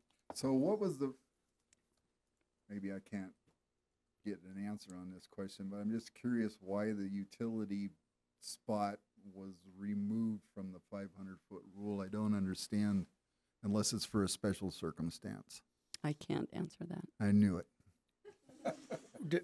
Did they require that the farms have dual licensing? Correct, Yes. they did. Yeah, they did not change that. Good. Okay, so then the next thing says F2 commission. You guys have anything? You guys got anything to say? Maybe next month. So I'm just going to speak very briefly because we're all wore out here, but this process tonight, this is what it's all about. We sure appreciate everybody's input. I really appreciate the way the commission handles themselves. Again, we don't always all agree, but we all have a common goal of taking care of Chino Valley to the best of our abilities. And town staff, again, thank you for all you guys do, your information. You always guide us well. We appreciate that. One thing I would like to bring up for town staff, and this isn't the first night I've heard it, but it really came up a lot tonight. I'd like town staff to look into, and I know it'd create more work for you all, but increasing that 300-foot notice. That does seem like an awful small area for some of these decisions. So and I don't know what maybe that should go to. We could talk about that maybe. I'm happy to talk about that right now. State law actually tells us what we need to do for notification. They tell us we need to do one of the following: 300-foot radius, posting the site, posting a legal ad in the newspaper, on your website. We do all of those. We're required to do one. We do all of those. If you choose to increase that 300 foot to a larger dimension, we need to change the town code. That also has financial impacts. Correct. I mean, when we're doing postcards, it doesn't matter to us if we run 100 or 1,000, but you multiply that times the cost of the postage. So Is this stuff also not posted on the town website? It is absolutely on the town website. So there's no reason for people to say that they can't be informed as long as they have a computer. That is correct. Or they drive by the site Well, and see the and notice. the property postings are important, but if you don't live in that part of Chino Valley, you'd never know what happened if you depended on that one thing alone. Excuse me, Chair. Right, and There is also a hard copy, the whole packet that you received, located in the library, in addition to the posting on Yeah, it. it's just people need to be more educated, I guess, on all that this is all available to them, you know. And also, you can sign up for the automatic emails or automatic notifications for all of this stuff, all the agendas and everything. That's can come true. to you automatically, which is really nice. so I think the informed part is really critical here. Is they're throwing out an idea, and I know you do that. You publish all this stuff in the paper anyways, but is there a possibility if we could get the paper's cooperation to maybe have a little education blurb somewhere, an interview or whatever? I know that's asking for a lot of things, but something that could be put in the paper once that says this is the process, this is what we do, this is what we're supposed to do, we're doing everything beyond what the state says, every notification possible that the state allows us to do, we're doing Maybe that. the Chamber of Commerce could have a flyer and So that's just throwing an idea out there because a lot of people say that they don't hear, don't know, whatever. The fact is that podcast or something? The chamber has a podcast. this is all on Zoom. so All live. maybe those are some thoughts like you don't have enough to do. Get off of my gavel. Guy's always pushing me around. One more thing. We got to fix this RV park zoning stuff. That was listed on your agenda tonight, but you said you didn't want to talk about Okay, it. so we got to fix that just like we did the .16 zoning. That's we're fighting with our hands tied behind our back here. Are we saying that we don't want any more in town, or give me some sidebars? I don't like the idea of having to zone something commercial heavy to get where we want to go. Okay, That's what I'm gotcha. saying. So it's in the wrong zoning district. I mean, it's okay. It's just one of those things where we have to make our point the hard way, and we just leave little cracks open here and there, and it's not good. And I don't think there's a need for it. I think we need to set, and we also in the general plan, for all you folks that want to volunteer, go to the general plan meetings and start, helping these folks define the areas that we can work with. We'll have consultants on board by July. Okay. All right, thank you. So, Can I bring? Go ahead. Can I bring up a new business item for down the future? Sure. Since I was the one that kind of brought up this 0.16. Down the road to discuss the sections in the UDO regarding landscaping.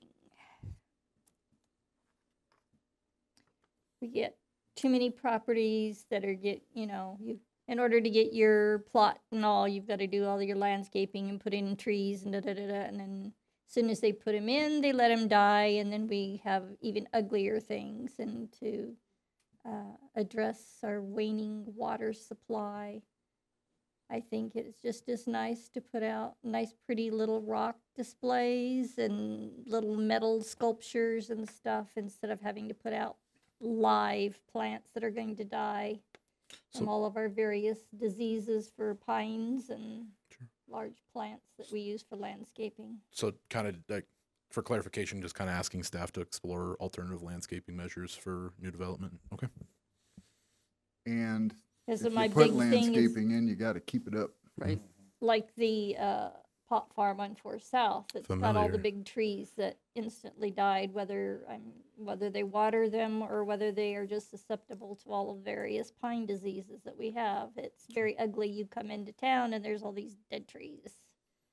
And it's various places around town that have had put in new landscaping and then it proceeds to die. And I'd rather see a nice pretty block wall or a little metal sculpture than seeing dead trees. And if they are going to put landscaping in, maybe make it a requirement that it's a deciduous plant that's can grow here with ease without. Correct. Yeah, we are in our current landscaping code.